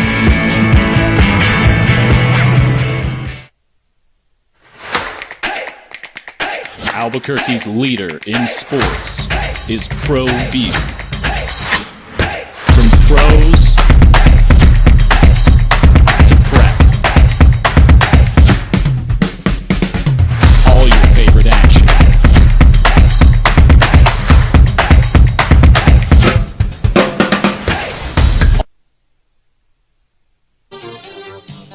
Saturday, they're taking off in the NBA. Nobody's playing Saturday. Yeah, everybody plays tonight and everybody plays on Sunday. And you got games that matter tonight that you should stare at. Orlando, Philadelphia is big. And you got, in the West, everything. Lakers, Memphis, really big for the Lakers. Minnesota, Atlanta is big for Minnesota. Milwaukee, Oklahoma City, just really interesting. In New Orleans and Golden State's a big deal. So is Phoenix and Sacramento. Opening drive, Jeff, JJ, and, just us. I'll give you Sunday's lineup because it's going to come down to that. You want to get in at 505-246-0610, talk about the stadium for New Mexico United. Jeffrey, good morning. You're on the Sports Animal. Hi, Jeffrey. Good morning. Good morning, gentlemen. So I'm a resident of the North Valley. I probably live about a half a mile from Balloon Park. So I do have a stake in this infrastructural amelioration. And, potentially I could be affected, traffic, ambient noise, all that. And number two, and I want to be clear on this, I really don't care about soccer much. I wasn't exposed to it. I'm of the age where it just wasn't something that I was participating in that don't have kids. But I do support the construction. And I support the construction because, as a lifelong Albuquerque resident, and, my family's been here for 400 years, I just get so frustrated with this. Anything that represents progress, quote unquote, there's always this reticence about that. I don't understand, just right away there's this reticence about any kind of amelioration. And for me, I come from it from a different point of view. Yes, it's quality of life, which I absolutely embrace, but it's also going to represent some economic stimulation, going to create jobs. The people that supply services, goods to the entertainment that takes place, that creates economic stimulation. And I just think the construction of another quality of life infrastructural, facility is good for the spirit of the community. So even though I don't really care about soccer one way or the other, I absolutely support its construction and am willing to live with, some of the perhaps potential inconveniences. Yeah, that's fair. That's a great call. Absolutely. No, thanks. Jeff. I appreciate you. All right. So those of you studying for the SAT, that was amelioration and reticence. You can spell them, you can define them, you can use them in a sentence. But his point is right, man. It's quality of life. And I think one of the things too is anytime you are going forward with it, it's a big project, you'd like to get feedback. You'd like to feel that as a resident of an area, you can have feedback. But there's also something that even if you moved in there, in that area recently, or been there for a while, it's Balloon Fiesta and it's 1 week, but that doesn't guarantee you that they'll never use that for something else. Well, they do. I mean, there's recreation. There's a little league or other park big right there. events. Yeah, but I mean, there's youth events all year long. There's soccer fields, lacrosse is there. I mean, we'll be out there tomorrow. It's similar to the same thing. You move into an area like there's some nice space there, and all of a sudden there's a Walmart. Yeah, you coming out tomorrow? We got 2 lacrosse games tomorrow. Come out and see a little. Maybe Austin will love that mess. That would actually be a lot of fun. See, I'll give you the times and the place. Here's what I appreciate about his phone call. He said, "You know what? It's not my thing, but it's progress for our community, and that's why I support it." And we get into our silos sometimes, and I don't care if it's a facility or an event or whatever. And this is really why I appreciate where he came from. The variety of thought, the variety of and I guess it's just diversity is what it is. I don't like soccer, he says, it's not my thing, but I support this because it's progress for our community. And I appreciate him being able to see that. Look, I tell you all the time, quality of life events, quality of life facilities, they lift the whole community. Whether it's a park, a concert, a bowl game, a soccer stadium, whatever it happens to be. It may not be your thing, but when it comes time for your thing, you're going to want the support from others, right? And whether it's building a baseball stadium or an arena or a soccer stadium or bringing in a big name concert or a Broadway play or a bowl game or whatever it is, it might not be your thing, but there's nothing negative about it, and it brings economic development. It brings quality of life. All these things better our community. And so I appreciate that point of view, and that's kind of where I am. I mean, I've told you this. Like, good for United. I think what they've done is terrific in this town. I've told Ron. Ron was sitting here the other day. Ron Patel, when he was in. Their president. And I like Ron a lot. I'm impressed with what they do. I'm like Jeffrey in a lot of respects. I didn't grow up with soccer. It's just not my thing. I don't hate it. I'll watch some of it. I just don't seek it out. But for those of you who do, I think that's great, and go do it. And that's why I think getting a stadium is the right thing for this community. And that's kind of what I heard out of Jeffrey. I think a lot of people can get to that point, even if you were opposed to the stadium, because a lot of it came down to just the process. Give me a better process as a resident, funding, all those things involved. I wonder how many people are opposed to a stadium, period. Or were opposed to that initiative that got voted down 65-35 because it was on the ballot prematurely because it wasn't ready.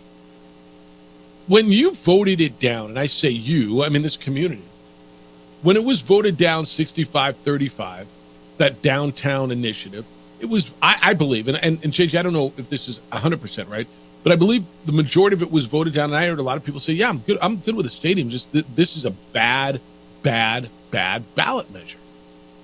The way it was written, the way the uncertainties around it, shoehorned in there, was just, and there's a lot of studies, because they've been doing this for a long time, that there's right and wrong ways to do it. Like, just because you dump a lot of money into something doesn't mean it's going to be great for your community, especially if we're talking taxpayer dollars, things like that. And so that was one that just no one felt comfortable. Jeffrey, good morning. You're on the Sports Animal. What's up? What's up, fellas? How you doing? Good. How you living? Doing good, man. You know, I'm not much of a soccer guy either, and I think you hit on something, and it's happening. I think we just saw it, you know, in the Midwest too. People aren't wanting to like taxpayer fund a lot of these stadiums. Now it's different. You know, I think that one was in Kansas City. They were trying to do. Yep. That got voted down. Yep. A little different here, much smaller, but I just think you nailed it. That the other one was kind of shoehorned in there. It was in a neighborhood that's historic, and there was just too many problems to begin with. But look, we have the opportunity to have a brand new, and it's more than likely going to be state of the art. I would hope it is. I would hope so. Stadium in an area that has the space, quite frankly, that's not on the West Mesa.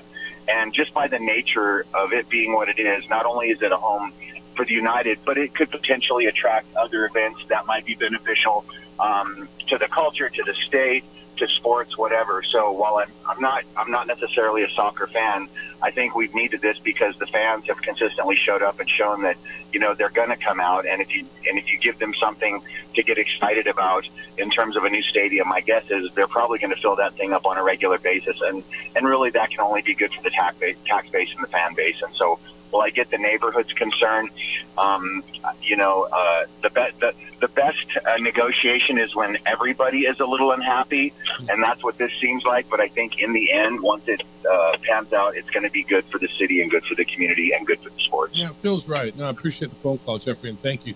I think, JG, we're going to have people who call and say, I'm not that way. And, you know, here's a text. It says, years ago, my family lived in a house at San Mateo north of Alameda, and previously in a house off of Edith, north of Alameda. Both areas would be affected by the stadium.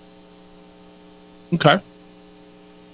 Yes. And I think the community, the homeowners in that community, the residents of that community should have a say. And look, dude, if I live right near the entrance, or I'm trying to, you know, I've been by there so many times. And I'm thinking it up on that northeast side of it. Is probably where we're talking, and there's businesses there. JJ, like if you work, there's a ton of businesses right there. You come down Balloon Fiesta Parkway off of the frontage road. You know, if you come off a tramway, go south on the frontage road, and then you make that you go west onto Balloon Fiesta Parkway. There's a bunch of businesses there that on a Wednesday night getting out of work. You know, are there going to be people tailgating and drinking beer in their parking lot? You got, you know, I'm sure they're concerned about that or whatever. They're going to be, yeah, look, they're going to be affected. And they should be heard. They should. You know, where's the ideal spot? I don't know, man. I mean, you know, downtown didn't work. And I'm going to go back to the premise I was saying before. I don't know that I felt, when that was voted down 65-35, I don't know that the message was, we don't want a damn stadium. What I thought the message was A, we don't want to pay for it. And B, we're not just going to green light you to go do whatever you want with this poorly written, incomplete, vague, here, give us $50 million, and then we'll tell you where the stadium's going to be initiative, right? Because that's what it was. Well, there's 5 spots or 4 spots, whatever it was. And yeah, vote for us, give us the $50 million, and we'll tell you where it's going to be. No. People said no. I don't think they said no to a stadium. I think they said no to that project. And I think a lot of people were the last 2 Jeffreys are. Yeah, soccer's not my thing, but we need it, and it's good for the community. That's what I heard. Kind of get the feeling that's where a lot of people are. And look, United fan are all 100% gung-ho, and if you're not about their stadium, you know, you don't get it. And I think it was a good thing that everyone had to take a step back reassess it, because yes, the neighborhood, when it affects your life directly, you're gonna have a feeling about it. But this is, I think it's a better plan overall, because man, when you're talking about some of the downtown areas, and they're like, oh, we're gonna get things in and out, and like people do not like to ride transportation here. They want to take their own vehicle somewhere, they want to park, and they want to leave, and this is a better avenue for all of that. Here's when I think that I think it's so wrong. I'll read it to you. Lobo Hobo says, I don't think folks are opposed to a stadium, just that kind of stadium. They tell me, I don't know who they are, Lobo Hobo. They tell me they want to sell University Stadium to United and have Lobo Football lease it back from them for a few years while the new state-of-the-art football venue is built down the street. That is the kind of stadium we really need. The worst thing, the idea of selling that to United and having Lobo Football lease their football stadium from United is, with all due respect, I think, a horrible idea. I've heard it bandied around. I've heard very few. Now, we're running different circles, and I get it. But whoever they are, I don't know them. But I've heard nobody seriously say, yeah, I know that was an idea. Do they get all of that? Do they get the indoor facility? Do they get the soccer stadium, the track field? I think they just get the state field. It's such a, like, from where I sit, if I'm running an athletic department, I'm trying to be a Division I athletic department, and I'm selling my on-campus stadium to a Tier 2 USL soccer team. Like, I know we don't like the word minor league around here, but I'm renting. No, I mean, with all due respect, no. And then I'm going to build one somewhere else down the street, you said? Now, if you want to tell me they were going to sell the soccer facility, the one next door, where there's already parking, and I know that was a whole nother issue because you still have a soccer team and a track team that use that. But the answer is no. UNM needs their facilities. I don't know who they are that's telling you that. I've heard it. I think it's horrible. It's the opening drive on 95.9 FM and AM 610, the Sports Animal. This report is sponsored by AutoZone. Get in the zone.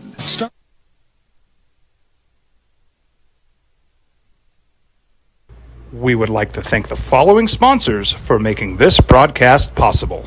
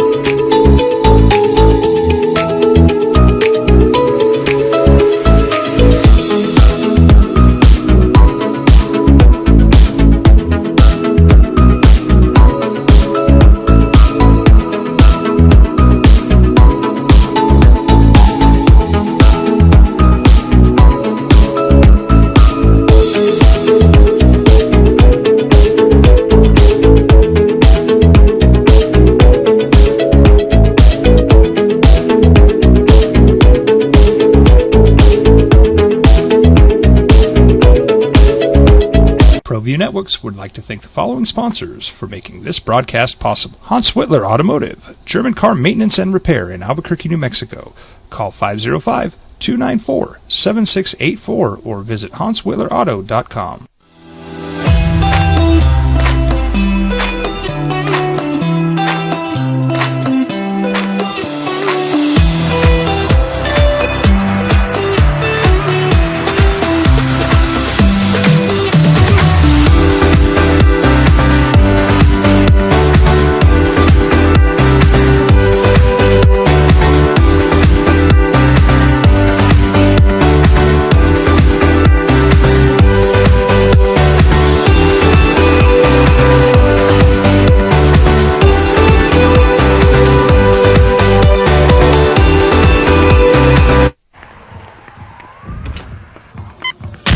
These are more than just the sounds of a safe place to go after school. These are the sounds of interest being ignited, and of mentors making an impact. At Boys and Girls Clubs, we don't do just one thing. We do whatever it takes to meet the needs of every kid who comes through those doors. Because whatever it takes is what it takes to build great futures. Great futures start here. Hi, I'm Steve Stucker here for Dr. Robert Melendez and the Juliet Eye Institute. You may remember me like this, but no more. The glasses are gone. I tossed them months ago because of a brand new procedure from Dr. Melendez known as RLE, Refractive Lens Exchange. The latest technology, the best eyesight I've ever had in my life, and you can check it out by clicking on the link in the description right here. We would like to thank the following sponsors for making this broadcast possible. Evergard Roofing and Solar. For nearly 20 years, Evergard Roofing and Solar has been working with New Mexicans to enhance their homes and businesses. For all your roofing and solar needs in New Mexico, call 505-821-9543. Albuquerque's leader in sports is ProView. From pros to prep, all your favorite action.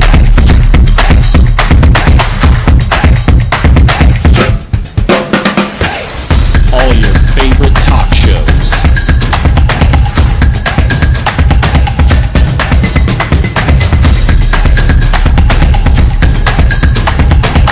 Find it on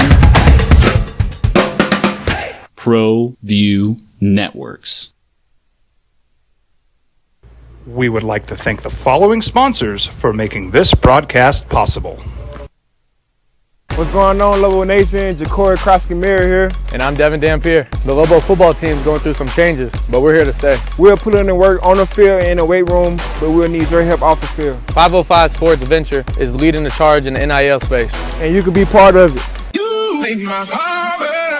Shorty, she better than all my intentions. I think shorty, you got my attention.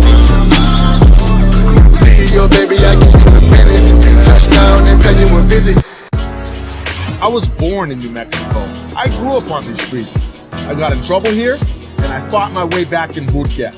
I love New Mexico, especially the people. Now I'm using my training, tenacity, and energy to fight for you. I'm Adam Oki, lawyer, fighter, and New Mexican. I was a local athlete here in New Mexico, so I'm proud to support your local athletes.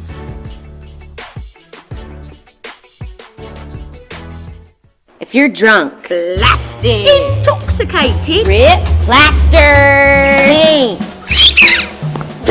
destroyed, bruh. If you're like this, you shouldn't be driving.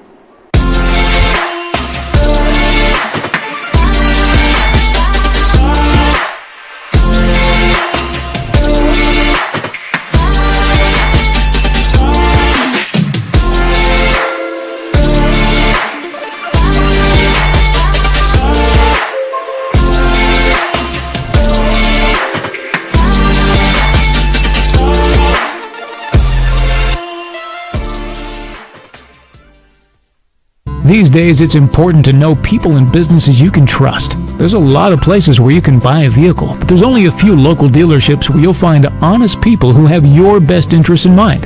And Fiesta Kia is one of them. We've been helping our neighbors save money and drive dependable cars for years, and we'd love to help you.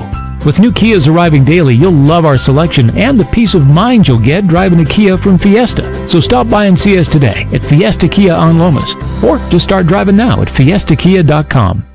Teenagers love a party, especially during prom and graduation season. Often, alcohol is involved. Some parents think that hosting a party with alcohol in their home will keep the kids safe, but it's wrong and it's illegal. As a parent, to allow your teenagers' underage friends to consume alcohol on your property is a felony. Parents who host lose the most. Don't be a party to teenage drinking. This is a program of the Drug Free Action Alliance. For more information, go to burnco.gov/do-not-host.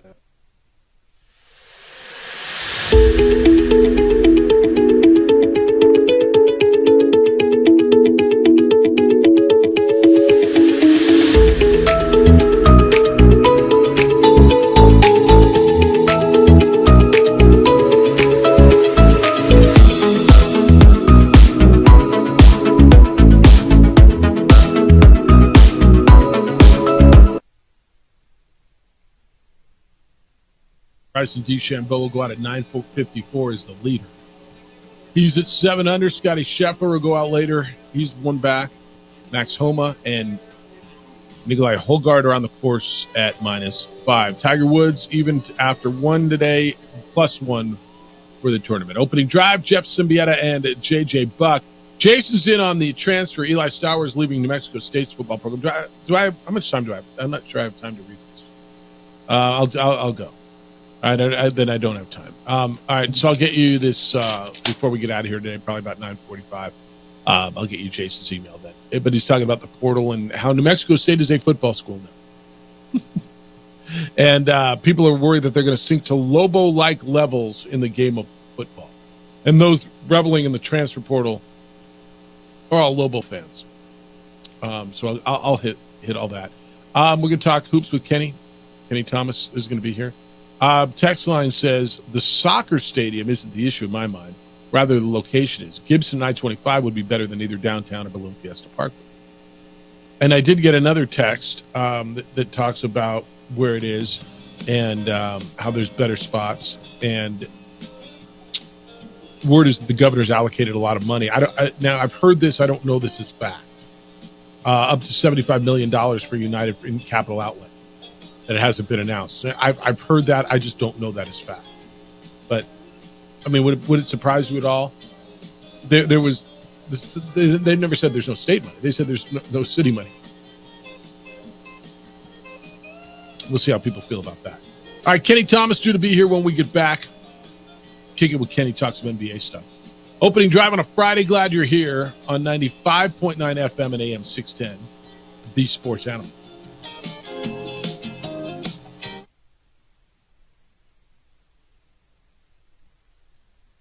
We would like to thank the following sponsors for making this broadcast possible. I was born in New Mexico. I grew up on these streets. I got in trouble here, and I fought my way back in boot camp. I love New Mexico, especially the people. Now I'm using my training, tenacity, and energy to fight for you. I'm Adam Oki, lawyer, fighter, and New Mexican. I was a local athlete here in New Mexico, so I'm proud to support your local athletes.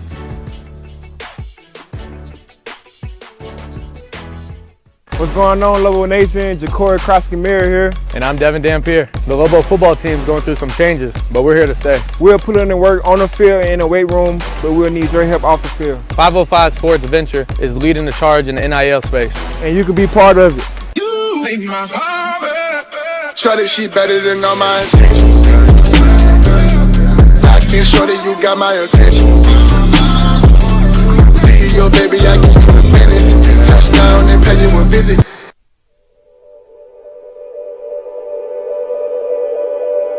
We aren't all born with the same opportunities. But it's the people who care that change everything. Get ready, Sprout, get ready! My coach, my teacher, my older sisters, my grandma, my brother, my tutor, my dad, and my mom. As New Mexicans, it's up to all of us to do our part. So that no child goes without love. And no family has to do it all on their own. They're all our children. Every single person is called to make a difference in the life of a child. It's up to all of us to do our part. To pull together. Pull together. Pull together. To make New Mexico the best place to be a kid.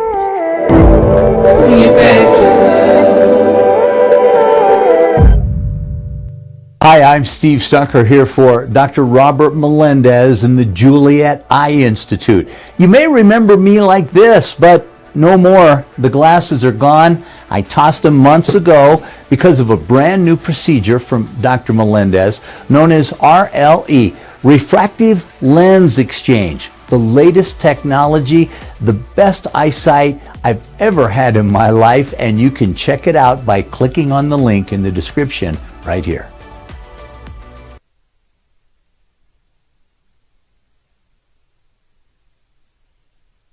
We would like to thank the following sponsors for making this broadcast possible.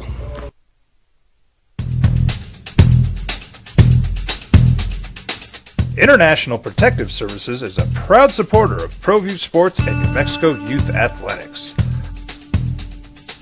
IPS provides residential and commercial security services in the Albuquerque metro area.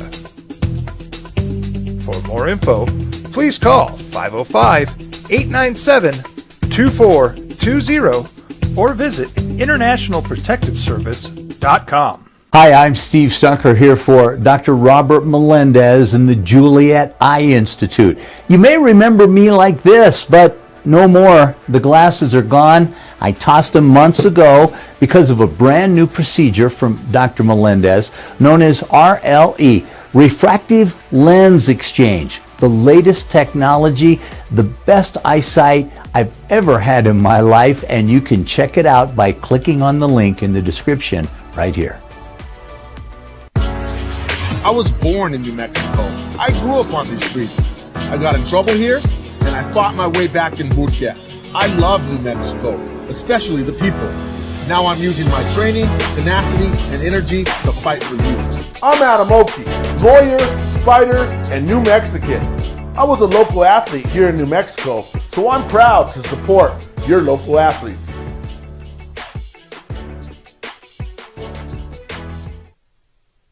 Animal. Yeah, but I know what matters. I understand. I had to turn the TV so Kenny Thomas could watch the Masters. Oh yeah, Tiger Woods. Are you kidding me? Look at you, -1, +1. Oh, because he this morning. Yeah, he played this morning. Yesterday he was -1, and then he had to finish up this morning. Bogeyed. He was in sand on 18 and missed the putt, so he bogeyed, went +1, and he's on the course. He's on number 2 right now. Just hit his tee shot. And he's +1 for the tournament. And the leader is Bryson DeChambeau. 1 stroke better than Scotty Scheffler, 2 better than that guy right there, Max Homa. Yeah. Yeah. Max is playing good, man. Look at Kenny all in his United gear, right? They get a new stadium approved again. And it's not approved. Well, it went approved from the EPC yesterday. Okay, cool. Yeah, I'll take that. It was a step. Well, there's a game coming up, man, and I mean, no, I like it, man. I'm not bagging on you. I like it. New Mexico, I get right? it. So what's good for New Mexico is good for us all. Yep. I agree with you. And then at the same time, man, the way that Tiger came out and played and he sustained himself, because later in that, after you get to like 11, 12, he's had some issues in the last few tournaments, well, right? Today's going to say a lot. Yeah, it's going to be huge. I really expect him to make the cut. Especially with the leaderboard being at like 7 right now, I can kind of see that happening. So the cut is projected at +2. He's at +1. Today's going to say, there's Jordan Spieth at +8. He took a quad bogey. Yeah, I saw that. The deal's going to be, he was out there till dusk last night. Yeah.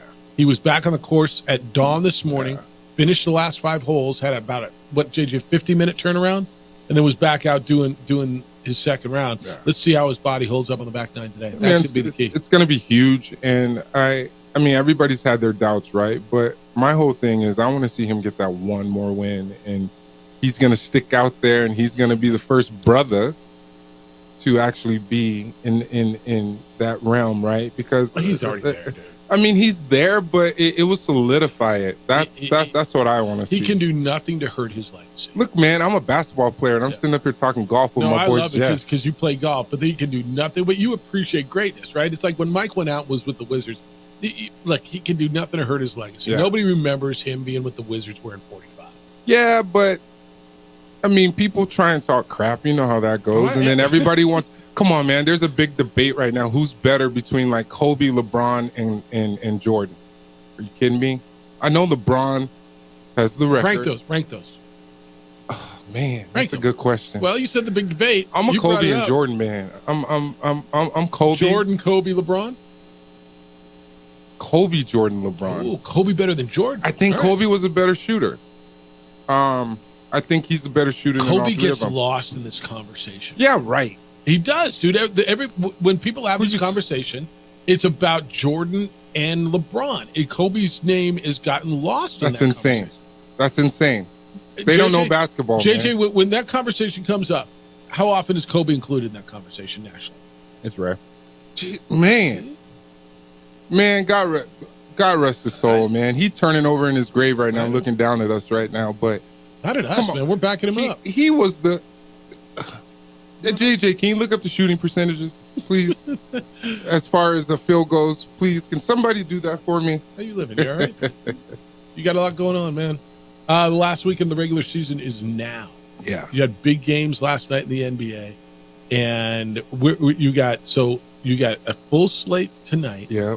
And then a full slate on Sunday, and then we are going to the playoffs and the play-in.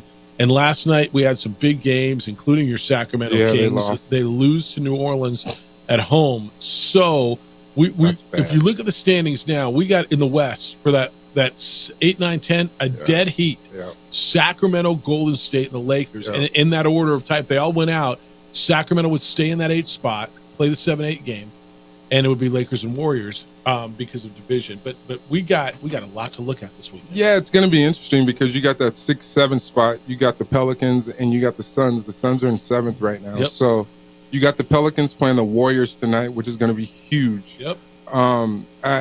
Obviously, the Kings they made the play-in spot, right? 8 through 9, pretty much they're in. But it's going to be interesting to see if the Kings. 8th means a lot more than 9th now. Oh man, but the Kings, man, I don't want them to play the Pelicans or the Suns. Like, no. Then you drop into the situation. 9-10 game and you get the Warriors or the Lakers. Yeah, it's a tough situation because the Lakers are playing great, and obviously the Warriors are playing really good. Draymond, he's an added addition. 26 threes the other night. He's a splash. They're calling him Splash Brother number 3 the way he came out and shot the ball and played. So I expect them to turn it up, and they're turning it up at the right time right now. I mean, he's an adopted Splash Brother for a day or two. All right, so here's what you get tonight. And you talk about Sacramento hosting Phoenix, which is huge. Phoenix is trying to get out of the play-in tournament. Sacramento's trying to get out of the 9-10 game. Yeah. Big for both of them. You've got Golden State at home against New Orleans, which is big because New Orleans is trying to stay out of the play-in tournament. Golden State trying to move up to the 7-8 game. And then the Lakers on the road at Memphis. Memphis is playing for nothing, and the Lakers are playing to stay out of 10. Yeah. So I want to talk about Memphis.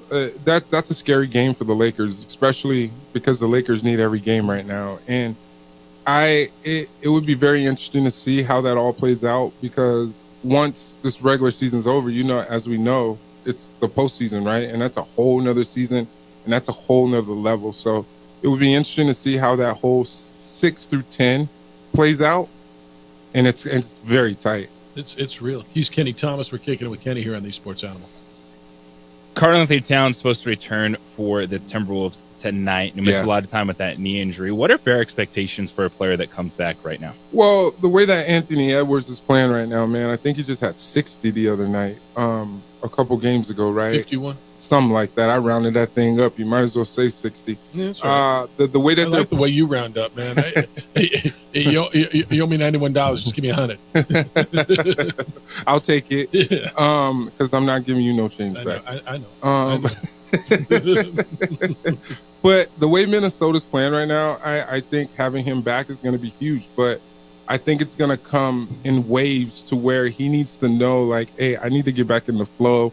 My team's playing good because he is one of those top 2 guys on that squad, even though Gobert's playing some good ball and you got Reed over there that's playing great ball right now. So Minnesota's a great squad right now, but you got to watch out for the OKC, especially a few games ago they played the Kings on the road. I mean, Kings went and played OKC on the road. Kings were up, and then next thing you know, they came back and they won by like 7 or 8. So we'll see what happens in the Western Conference.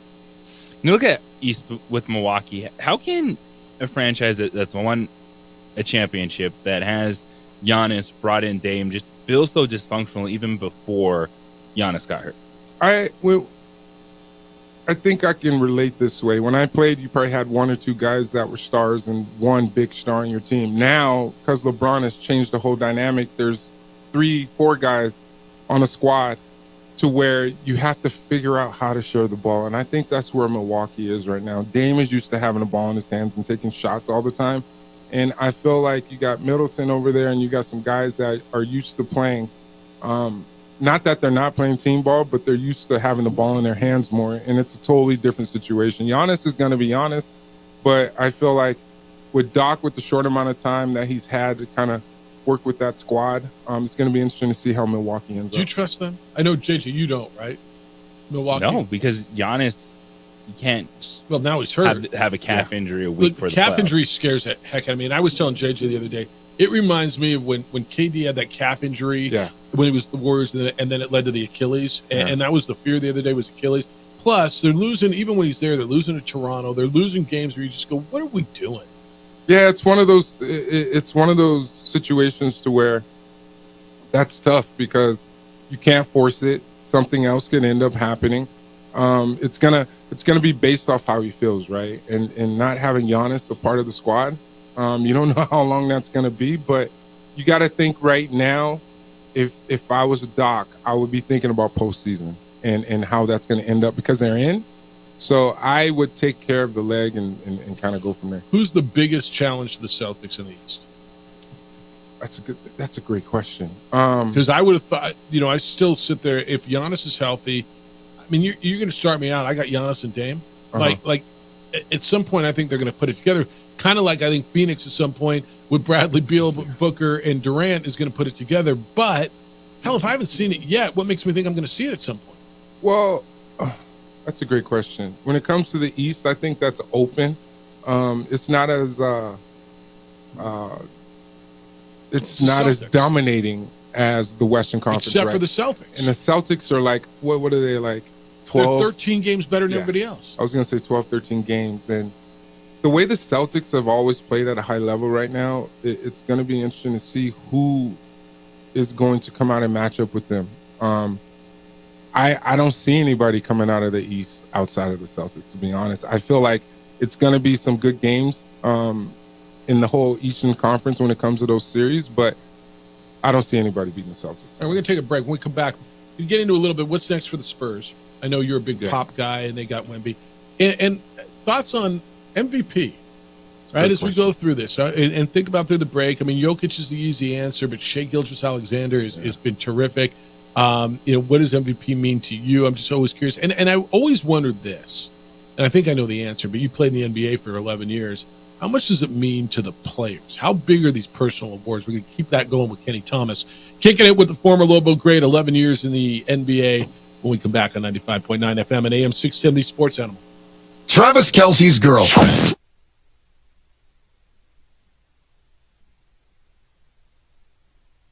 We would like to thank the following sponsors for making this broadcast possible.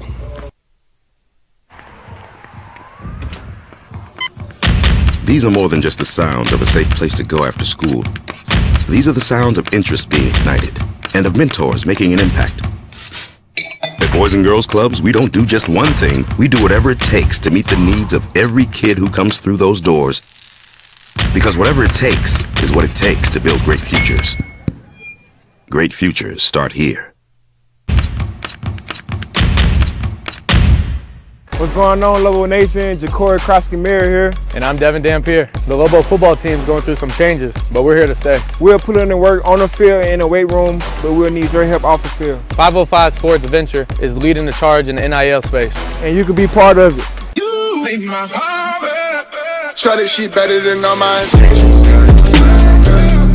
I can show that you got my attention. See your baby, I get you the minutes. Touchdown and pay you a visit. Hey, look! It's Dwight Goodman! This place is hot. Let's see if anyone needs my help. How about I drive you madman home, huh? I got this, Dwight. I'm the designated driver. Boom. Sweet? Does anyone need Dwight's help getting home tonight? No thanks, Romeo. I've got a taxi all lined up. Drive safe, Dwight. Boom! Boom!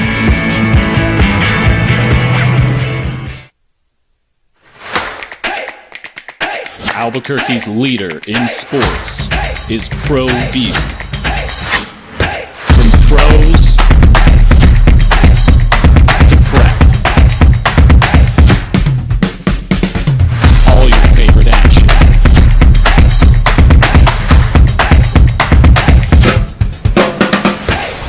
All your favorite talk shows.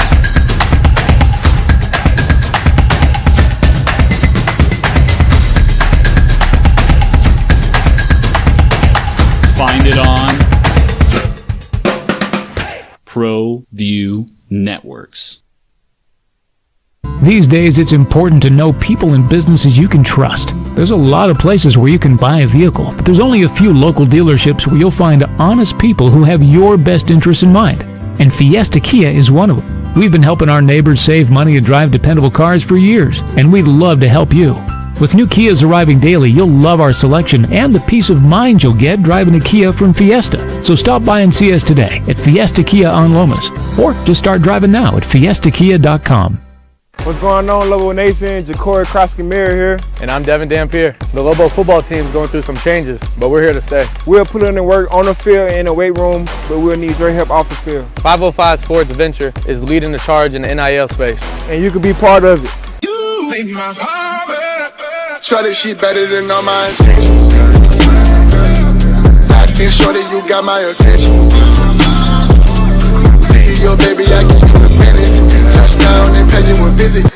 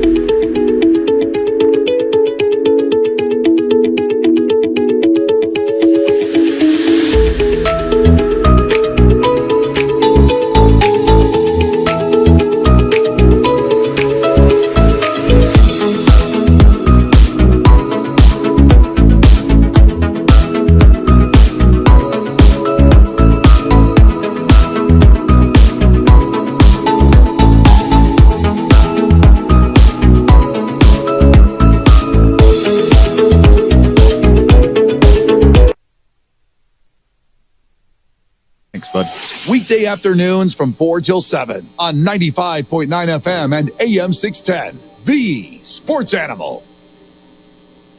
I mean, I know we're kicking it with Kenny, and former Rockies manager Clint Hurdle's going to be with us coming up here in a few minutes at the bottom of the hour at 9:30. Tiger Woods did make birdie on number 3.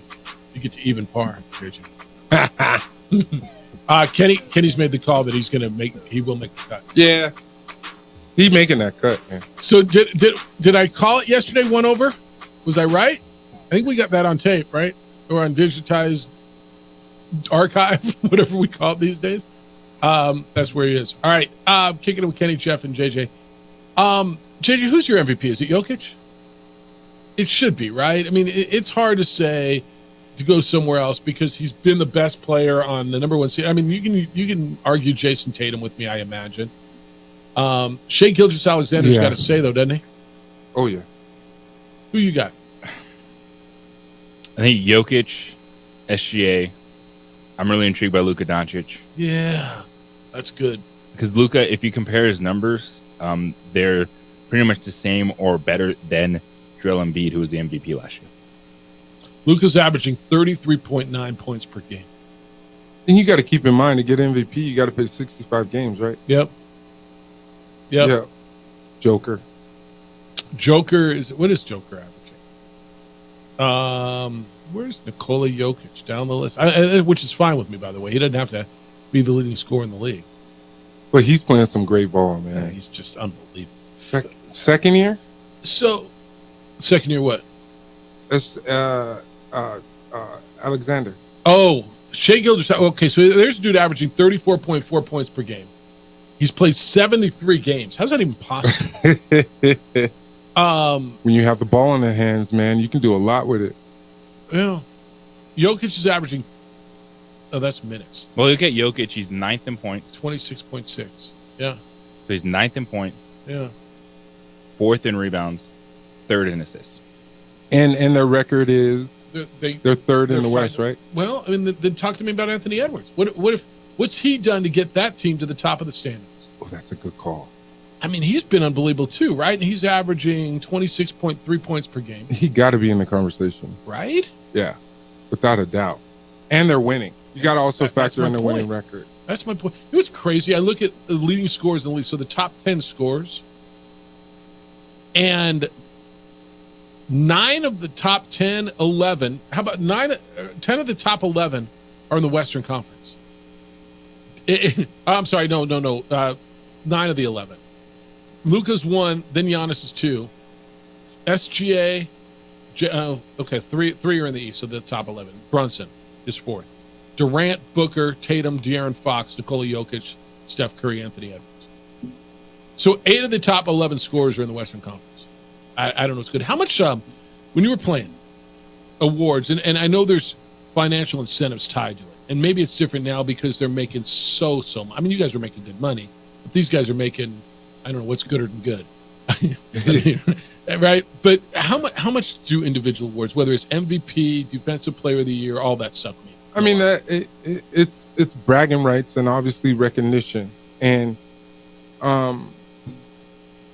I like the way the commissioner put the thing on 65 games, right? Yes. I think it's huge because it's a totally different dynamic. And obviously these fans are the ones that come and make the teams who they are, right? If there's no support, then what do you do? Awards are huge, but I'm pretty sure they have incentives in their contracts. I did. Right. When I averaged 10 boards, I think it was my first year on my big contract. I had an incentive. So it kicks in an extra. So it was like an extra $500,000, right? That's money. Yeah, that's huge, right? Yeah. And you're out there trying to play to the best of your ability, right? So obviously having incentives gives you more excitement to be able to go out, right, and do your job even better. You hit on something. Kenny Thomas is here. We're kicking it with Kenny, the former Lobo great, 11 years in the NBA. You hit on something that I think people poo-poo, and this is the 65-game minimum to limit the guys sitting out. Load management is the term for it. You played 11 years in the league, man. You played with some big names now, right? And so I don't care if you were in Houston or in Houston or in Philly, wherever you were. You go on the road. Yeah. Somebody wants to see Allen Iverson. Yeah. How big of a deal was? And look, you were a big name, but you played with some of the top names. The opposing fans' reactions to seeing these guys, you saw it firsthand. Oh yeah, I came in with Steve Francis. We both came in at the same time. He played at Maryland. He was co-rookie of the year with Elton Brand, and obviously I won 22, right? I didn't play my first 45 games in my rookie year, but I was there. I was with Charles Barkley, Akeem Olajuwon. But you got to think about when I went to Sacramento, when I went to Philadelphia. I mean, when I went to Philly first, it was a whole different environment playing with Allen Iverson and playing on the Kings because those two teams were always on ABC, NBC. And then you talked about going on the road with like an Allen Iverson, man. He was like a rock star, right? Because it felt like we were at home because of all the fans that were there for him and supporting him. And then that right there intensified me to be able to want to play better, right? But what about fans' reactions? So they see Iverson, they see Olajuwon, they see Barkley. I mean, a lot of these fans, and I don't think it's hyperbolic to say that, families save up because that's this kid's favorite player. It's important for those guys to play. Oh, yeah, without a doubt. I mean, those guys are the ones that are selling the tickets. And I'll tell a story real quick. I was in Houston, and we were playing against the Lakers, and Shaq, he had picked up like 2 or 3 quick fouls in the first half, right? So Shaq was like, what are you doing? You can't call that on me. People came to see me. And it's and you heard him say that. Yes, and I started laughing, and I'm like, he has a point, man. so that last foul was probably a ticky-tack foul, but they do. And fans, man, you got to think about it. Like, when an Eastern Conference team is coming to the West Coast, they only come once a year. Right.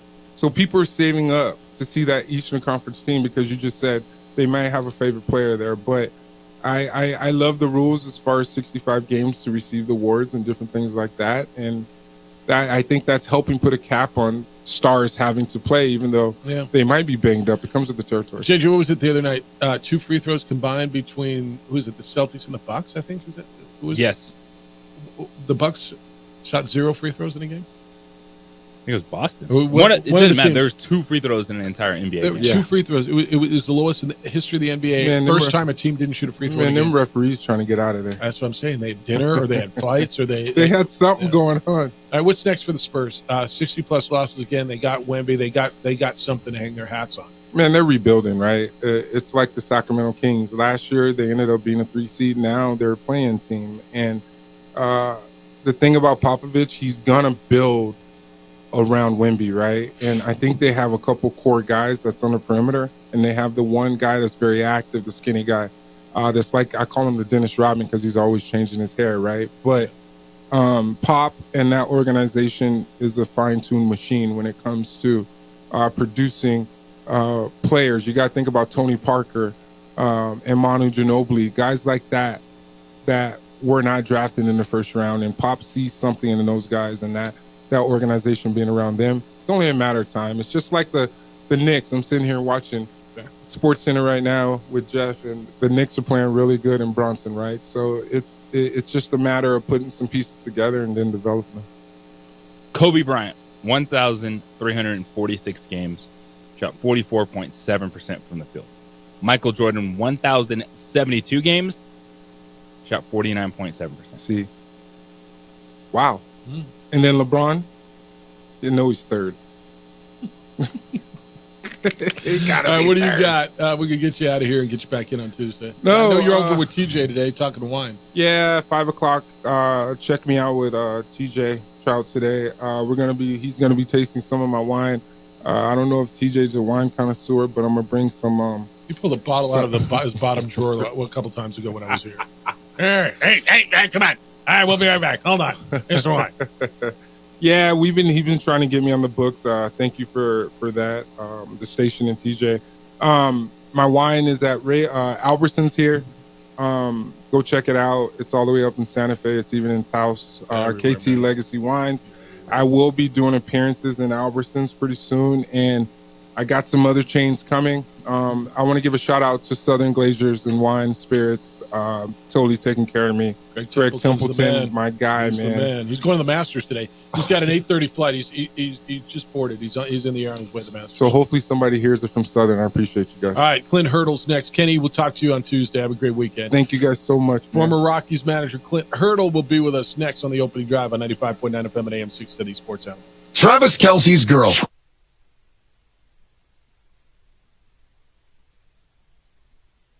We would like to thank the following sponsors for making this broadcast possible.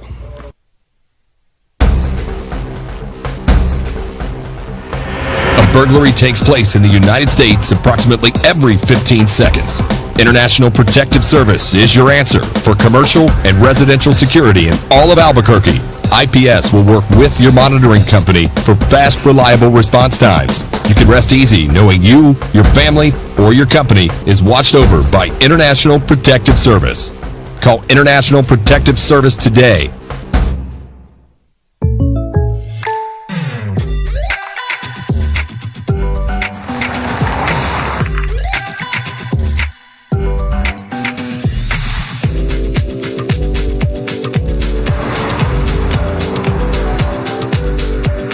Your surprisingly great rates? Contact your local State Farm agent today. If you want the real deal, call State Farm agent Marty Size in Albuquerque today. Like a good neighbor, State Farm is there. Don't sacrifice quality and flavor when you're in a hurry. Golden Pride offers ribs, fried chicken, red and green chili breakfast burritos, and frontier sweet rolls. 4 great locations, or visit us online at goldenprideabq.com. Golden Pride Barbecue Chicken and Ribs are proud supporters of ProView Sports. If you're drunk, blasted, intoxicated, ripped, plastered, taint, destroyed, bruh. If you're like this, you shouldn't be driving. Young driver, this one. Hard to get her out. She'd been drinking. This one. Both of them gone. They'd been drinking, and he drove clear off the road. This was my family. Drunk driver hit us. And my wife and our daughter, they didn't make it. Hi, I'm Steve Stucker here for Dr. Robert Melendez and the Juliet Eye Institute. You may remember me like this, but no more. The glasses are gone. I tossed them months ago because of a brand new procedure from Dr. Melendez known as RLE, Refractive Lens Exchange. The latest technology, the best eyesight I've ever had in my life, and you can check it out by clicking on the link in the description right here. Hi, my name is Daniel Chavez, and this is my business partner, David Chavez. We are the owners of Indeed Safety. Indeed Safety is a local safety consulting company helping our clients with their safety needs for their projects. One of the things we pride ourselves as a construction safety company is helping our men and women in construction get home safe every day to their families. Indeed Safety is a proud supporter of ProView Network.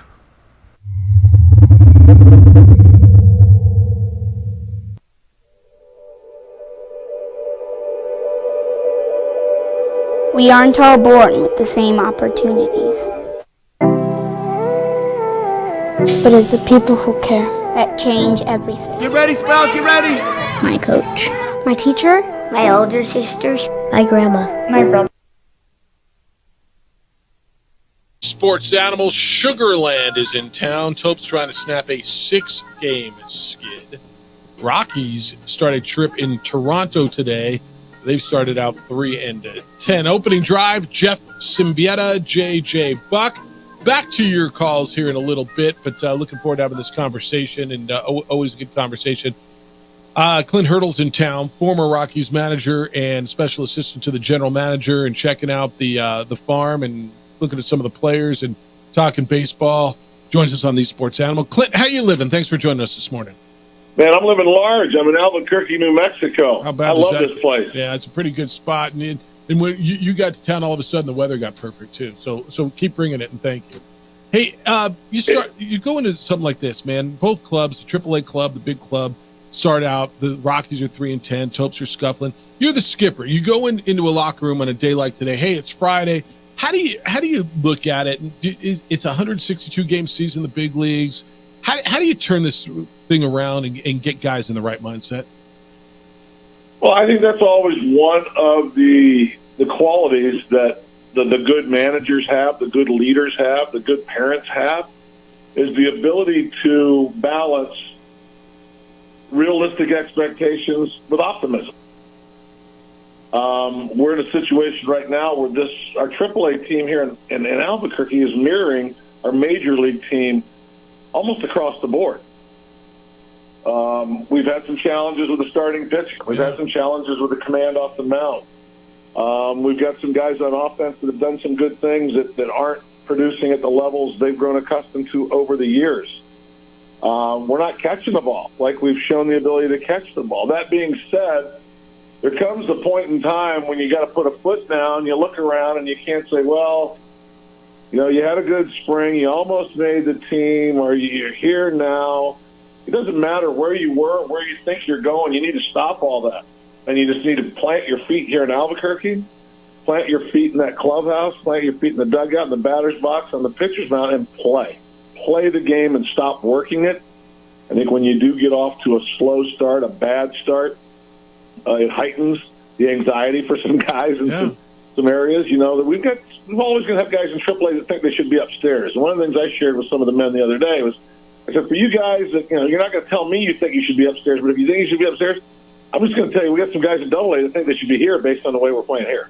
Yeah, and you're 2-10. And I looked at the box score the other night, and if I'm not mistaken, pitching staff walked 14 batters, hit 2, and there were 3 errors. That's 19 free outs you're giving away, and wonder why you're losing 12-3. You don't even have to wonder. Yeah. There was a conversation, a hot topic in the coach's office, and players are aware. I think every once in a while, though, they need reminders. They don't need to be told what to do. Nobody wants to be told what to do.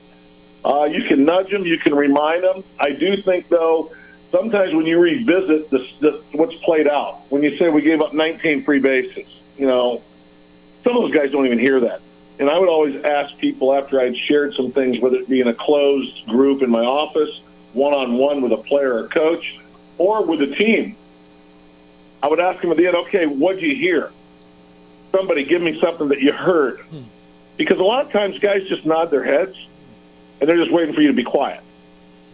The self-denial, the lack of the realistic scenario of what's actually going on. They think they're going to be better. They hope they're going to be better, but they need to understand 19 free base. That's never a recipe for anything good. And then tongue-in-cheek, you'd say, hey, yeah, but we broke a record. We've never walked 14 here before in Albuquerque, so we got that going for us. You find a way to mix a little, I think, humor in at times to try and lighten the mood, but you also need to talk to them about the facts. Facts are facts. We have players that are capable of pitching better here and playing better, and they will. But it's a due time. It's not a hope to time. It's not a, well, we maybe could time. Let's just put a foot down. I thought I saw some good signs that the Wednesday night game, offensively, we came back. We started making better pitches. Last night, we actually pitched a pretty good game. We didn't hit. We got fooled with a lot of off-speed stuff, a lot of breaking stuff, but we didn't hit it all. To lose 5-2 at the Lab like this, a couple solo home runs, those normally don't beat you. We're playing a hot club on the other side. However, we just got to take care of our own performance level and meet the demands of the game. He's Clint Hurdle, former Rockies and Pirates manager and special assistant to the general manager for the Rockies, with us on the Sports Animal. Oh, Clint, when you're going around and you're seeing new players, whether it's the new draft picks in an organization or guys that have just come in, do you like to read scouting reports, or do you just kind of want to go in yourself with a blank slate to see who they are first? Well, have you ever gone through immigration in Canada? Yes. And what's one of the questions they ask you? Where are you coming from? Right. How long are you going to be here? Are you bringing anything of value? Anything to declare. Yeah. That's basically how I break it down. I do read the reports just to see where they've been. What's the history, and then I'll look for a one-on-one opportunity. I got to speak with Greg Jones last night, a young man we just picked up from Tampa late in spring. Talked to him, shared some time with him. You don't know me. You're not going to get to know me in a week. Here's my role. Here's what I'm available for. Feel free to call. Don't call, whatever. I may pick up the phone and give you a ring, or I may send you a text. I just want to establish a relationship. And I think the main thing, though, is you know what they've done, but you kind of watch them for a while, and maybe you try and speak some greatness into them. Say, hey, it doesn't really matter what you've done in the past. What we got is right now, and where do you think you can take this? What do you think your strengths are? I like to have players verbalize what they think they're good at and what do they think they need to improve on, and see it matches up with maybe my thoughts. Because if it doesn't, then we have an opportunity to have a conversation. Now, Clint, communication is huge with you, and you talk about the connections that you try to make, the messages that you send out. You can subscribe at your website to daily messages from you. Was there a moment in time that, was it a person or just something that it hit you? Like, did you have someone that helped you get that mindset? I've had a number of people, but it was almost organically. It all came together at one time where it became a focal point. There have been so many times a player, I'm sure I was getting good advice, I didn't listen. I've shared with people in the last 30 years, I believe we're prepared for our future if we paid attention to our past. I do believe we've learned the experiences that we've run through are going to help us on our journey moving forward if we pay attention. There was times, guys, when I was 20 years old in the big leagues, 21 years old, I wasn't paying attention to a whole lot of things other than what I needed to do. I missed a lot of lessons. As I got older and personally had to go through some challenging times, there was people I know that reached out to me trying to provide some support and some good words. Again, either I was too busy or that old excuse that I used to use, hey, I got myself into this mess, I'll get myself out. That's just jackass mentality. Come on, the same guy that drove the car in the ditch, you're going to trust him to get it out now? Call AAA, dude. Get some help. Pick up a phone, call a friend. So my father was always there. My current wife, Carla, we've been married 24 years. I've been sober 25. Do the math. 2 failed marriages before then. Played a big role. Kelly McGregor, our former team president, played a huge role. I had a long-lasting relationship with Dan O'Dowd. But there's been other people in my life that have continued to stay around. There's a posse of men back in the hometown where I live on Anna Marie Island. We meet every Friday. That we're kind of each other's Mount Rushmore group. There's 4 of us. We lean into each other and share life. And we're from pretty much 4 different walks of life now. But it's amazing how the circumstances or the challenges that come up in our daily living or our daily jobs, they all interconnect. And it's about relationships at the end of the day, the quality of them. or the lack of the quality. Yeah, but Clint, at some point you have to become self-aware enough to know that you need to call AAA, that you need to rely on those 4 guys or however many that you're meeting with, that you can rely on somebody else and get out of that mentality that I got myself into it, I'm going to get myself out of it. And it's hard, especially when you're young and hard-headed and you know everything until you realize you don't know anything. And at some point you've got to become self-aware enough to start accepting some help. So good. You're so right. And I think it comes down to the fact that over a course of period of time, I got the ego knocked out of me. Yeah. I got the ego kicked out of me. There's a saying that I've shared as much as anybody. When the first time I read this, it basically says there's 2 types of people in life, those that are humble and those that are about to be. That's right. The first time I read it, it was quoted to anonymous, when I thought, that's so cool. The person that wrote that was so humble, they didn't even want anybody to know who they were, right? However, it's so true. There's 2 kinds of people. You're either humble or you're about to be. I tell hitters, you're either going into a slump, you're coming out of a slump, or you're in a slump, or you're going to get hot, you've been hot, or you used to be hot. All depends on how you look at it, but the self-awareness piece is huge.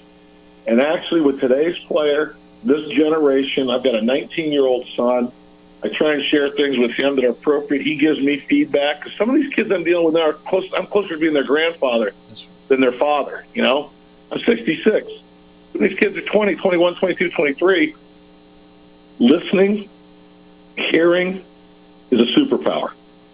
Because I used to just nod my head and think I pretend I was listening just so I could talk.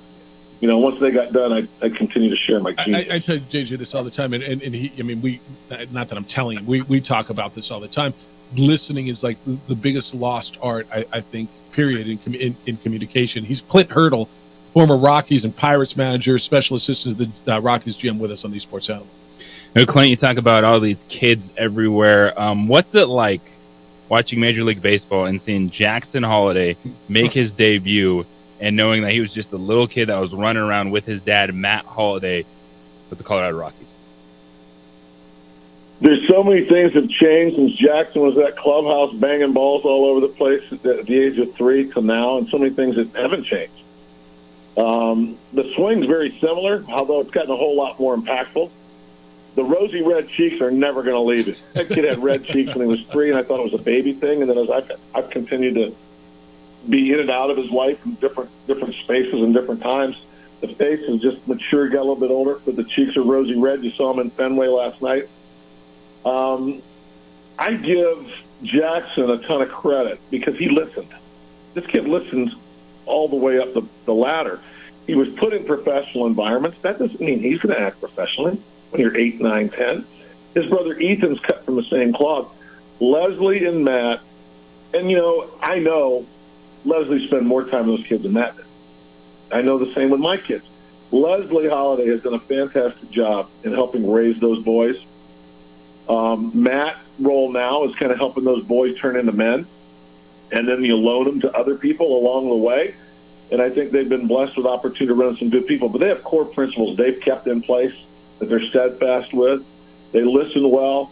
They prepare extremely well. There's discipline. And I think the biggest separator I've seen in the 45, 6 years I've been in the game with people that are elite in all walks of life, it comes down to discipline. There's times in my life I didn't have it. That's right. The times that I've got good production out of whatever I'm doing or good performance or good impact or influence, I've been disciplined. I've been just focused on what I'm doing. And another thing I share with these kids, I don't know about you, but when I multitask, I'm multi-mediocre. Focus on one thing at a time. Yeah, and it's just limited and just figuring it out, man. And it all ties together. Listening, it's humility, and it's being able to accept that you can't do it all by yourself. And I go back to this all the time, man. If you do things the right way for the right reason, for the most part, the right thing's going to happen. But you realize you need help, and we were all there. We all knew everything until we realized we didn't know a damn thing, and at that point, your eyes get open. Hey, let's do this again next time you roll back through town. Always enjoy this conversation. and appreciate you spending some time with us. I know you're enjoying your role, and thanks for spending a few minutes with us. Hey, you guys are good. You guys are really good at what you do, and more people need to listen to you. So I hope you get the news out. You're smart. You pay attention. You listen. And you're light. Got to have some fun at whatever we do, right? Yeah, especially if this is what you're doing. If you can't have fun doing it, it's probably a you problem. Find a mirror. Figure it out. Get on down the road. Be well. Hear you. All right, be well, Clint, and we'll talk to you soon. Thank you. All right, take care. So good, dude. He's been with us before. I always enjoy the conversation, and not just because he hits on so many things that I so firmly believe in, right? The listening thing, the humility thing, but the way he communicates, and obviously still at 66, communicating with the kids. It's just an unbelievable conversation because you look at what Clint Hurdle has gone through. He's a guy you need to listen to. He was a number 1 overall pick. Didn't live up to the hype. Struggled. He said it. He had substance abuse issues. Yeah. He's had things in his family life. And all those experiences, he went through them. He learned it. Now he's here giving back. I appreciate that. I hope you enjoyed that conversation because I certainly did. All right, we'll wrap it up. I got some communication from you to get through. 505-246-0610 still if you want to get in. And everything you got to know, I'll give you a Masters update as well. Tiger is on number 5, and the leaders are going to go out. Actually, DeChambeau goes out any minute now. It's the opening, and you got a new leader. Oh, there's a new guy at the top of the leaderboard tied with DeChambeau. It's the opening drive on 95.9 FM and AM 610 Sports Zone.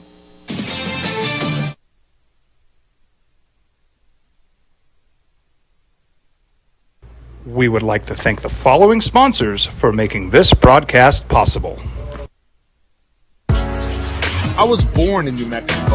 I grew up on these streets. I got in trouble here, and I fought my way back in boot camp. I love New Mexico, especially the people. Now I'm using my training, tenacity, and energy to fight for you. I'm Adam Oki, lawyer, fighter, and New Mexican. I was a local athlete here in New Mexico, so I'm proud to support your local athletes.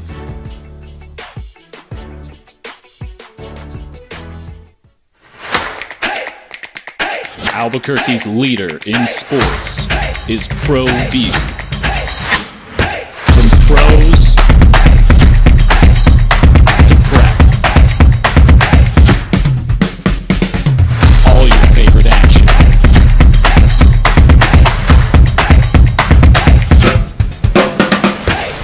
All your favorite talk shows.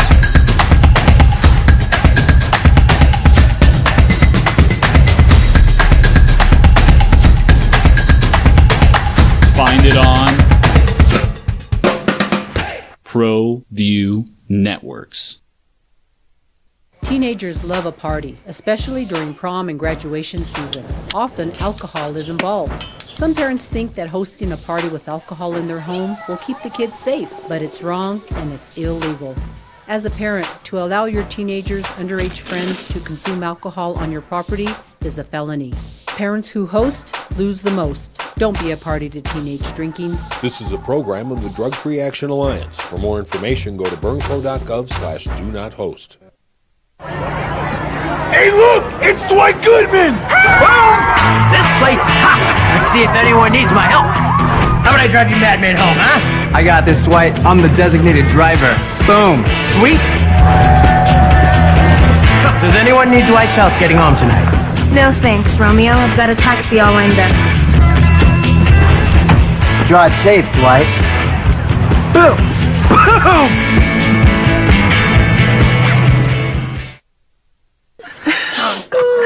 Seriously? You expect me to drive while you aren't wearing seatbelts? What's the worst that can happen?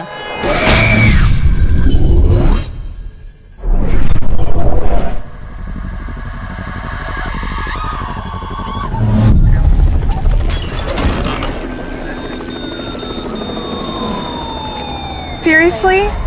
Buckle up. Okay. Thank you.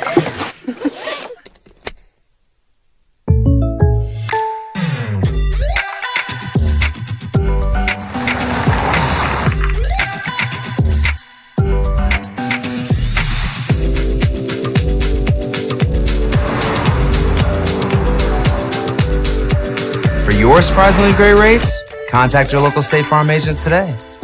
If you want the real deal, call State Farm agent Marty Size in Albuquerque today. Like a good neighbor, State Farm is there. For your business or your home, Valley Fence stands alone. We're number one in New Mexico for a reason. It's the best fence you can own. Proudly serving New Mexico for over 50 years. At Valley Fence, the difference is clear. No fence too big, too small, or difficult. We handle them all at Valley Fence Company.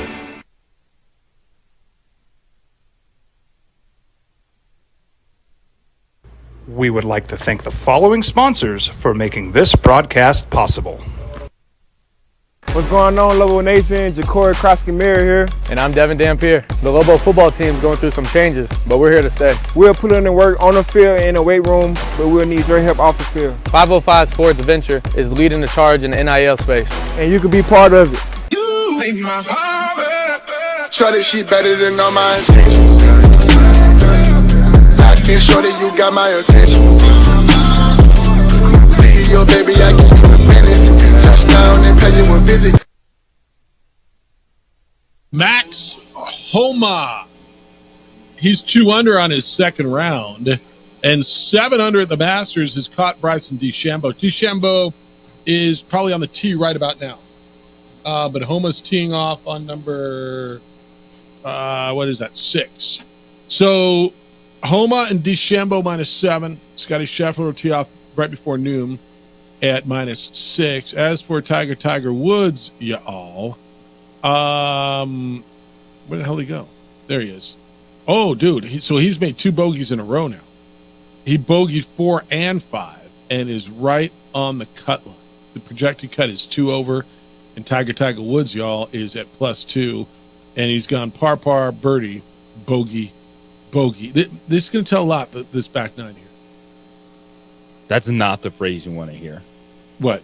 Bogey? Where the hell did he go? No, seriously. I was looking at even because I saw he had a birdie putt. And he missed it, and he must have missed that 2-footer. So that's where we are with that. All right, let me give you. I want to read this to you because Jason's a really good emailer. And well, first, Gene says Albuquerque's AAA franchise needs to guard, Jeff. You don't need to be a 30-year-old big league manager to see what's wrong. Just look at the stats. No, I get it. Everybody knows what the issue is when you're not pitching. You're not. I mean, I don't know. Did you not enjoy that conversation, Gene? If not, I apologize to you. And I'd like to apologize. See what Bob. It's absolutely no one. Yeah, for nothing. It was really damn good. All right, Jason's in on the transfer portal. Good morning, OD. The sky is falling. The Aggies are going back to Lobo-like level in the game of football. It's kind of interesting. The ones most reveling in the transfer of key cogs in the machine that is Aggie football is Lobo fan. That says a few things. Those players were impact players that could be or could have been keys to turning around Aggie football and putting Lobo football in a place where football is a bigger conversation than 505 than football. Here's the reality. NIL, which is driving a lot of player movement in all sports, just like money is driving conference realignment, was not intended for football. Football is a sport that is difficult for athletes to leave after 1 or 2 years in college. So athletes will and would have stuck around for the opportunity to build their resume and play for pay eventually. However, now that there's NIL, Group of 5 programs like New Mexico State and UNM are really farm teams for the Power 4 programs. If you're marketable talent at a G5 program, then the money says you should leave to maximize your earning potential. And if Lobo fan walks down to their own spring practice, they'll notice number 5 is not making plays in pink and gray, whatever you call those colors. He took the bag and is donning the Cardinal and Navy of the Fighting Grady's de Pecos. Stowers, by all indications, loved Las Cruces. He had ties to the community. His dad, Donald, was a standout for Jim Hess's Aggie teams in the 90s. So his leaving speaks more to the money and opportunity that Power 4 programs provide. It continues. I came across an article where Oklahoma football has implemented an NIL committee that advises each athlete how much they are worth and what they would receive on the open portal market. This arm would also provide a grade for potential transfers. It's something I think other Power 4 programs will copy. Aggie fans and all Group of 5 programs should get used to this. The positive is that if programs have recruited well and developed well, then their understudy will have the opportunity to be great. It also speaks to your own ability to develop players. If they're being plucked from your roster, then I have a belief that Aggie football is at a place that success is not the product of one player being the key, but we will see going forward. To Eli, Starr, et al., thank you for being part of turning NMSU into a football school, and good luck to you, crimsonally. Jason, P.S. I wanted to write about NIL and Olympic sports and why that is the reason we are here in all sports. It's interesting. Basically what he said is you're a farm team. That is correct. He said they're going to have more money. Your dudes are good at New Mexico State or New Mexico or pick your Group of 5 school. You got a good player, and they're now evaluating. They're putting valuations on what you're worth. Number 5, he was talking about Ja'Cory Krosky Bill, who, from what I understand, was offered $300,000 at Washington. I think he's making like $200,000 to play at Arizona. You're just playing a different game with different money. And, we talk NIL at New Mexico. I don't know what the numbers are. I'm not privy to them, and they're certainly not public numbers. But JJ, we're always talking basketball, aren't we? Yes, because that's what stirs the drink here for the collective here. But overall, I think we realize it's a little different. Thanks to Clint Hurdle and Kenny Thomas for being with us today. Good week. It's a fun week. You got it next week? You good? We good. All right. I got some bowl business next week. It's the annual Football Bowl Association or bowl season meeting. So JJ going to drive the ship. Maybe I'll call in. Is that cool? Of course. Can I be a guest on this show? Yes. I'd like to interview you. I'd like that. You're really good at that. About the future of college athletics. Adrian, great week. It looks good on the visual side. JJ, big weekend? Huge. And enjoy it. Hey, be good to each other. Have a great, safe weekend. Be kind and loving and caring and sharing. And we'll wrap with you on Monday.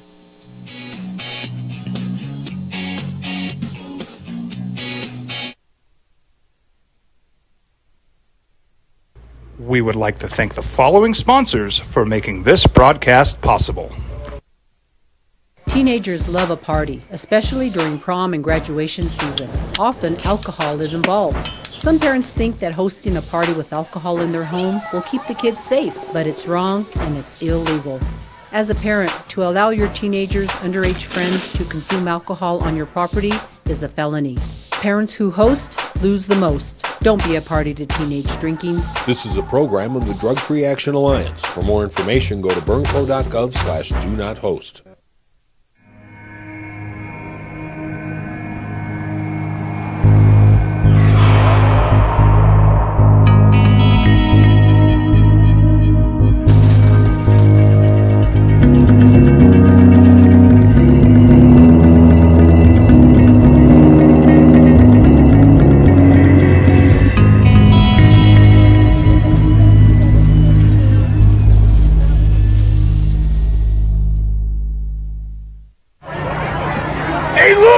Dwight Goodman! Boom! This place is hot. Let's see if anyone needs my help.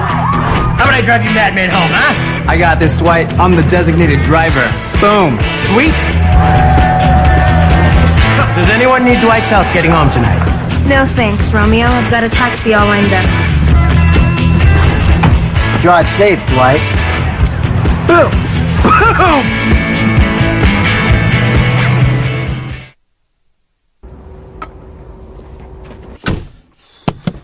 What's going on? Who are you guys? Well, sir, I'm going to pick you up at the DWI checkpoint for drunk driving. And that's when I have to come down to get you out of jail. Well, temporarily. I'm Judge Torres. They call him the Hammer. Hey, hot off the presses, champ. I'm real proud of you, honey. Way to make them happy back home, Captain. Who's that? That's your new buddy in jail.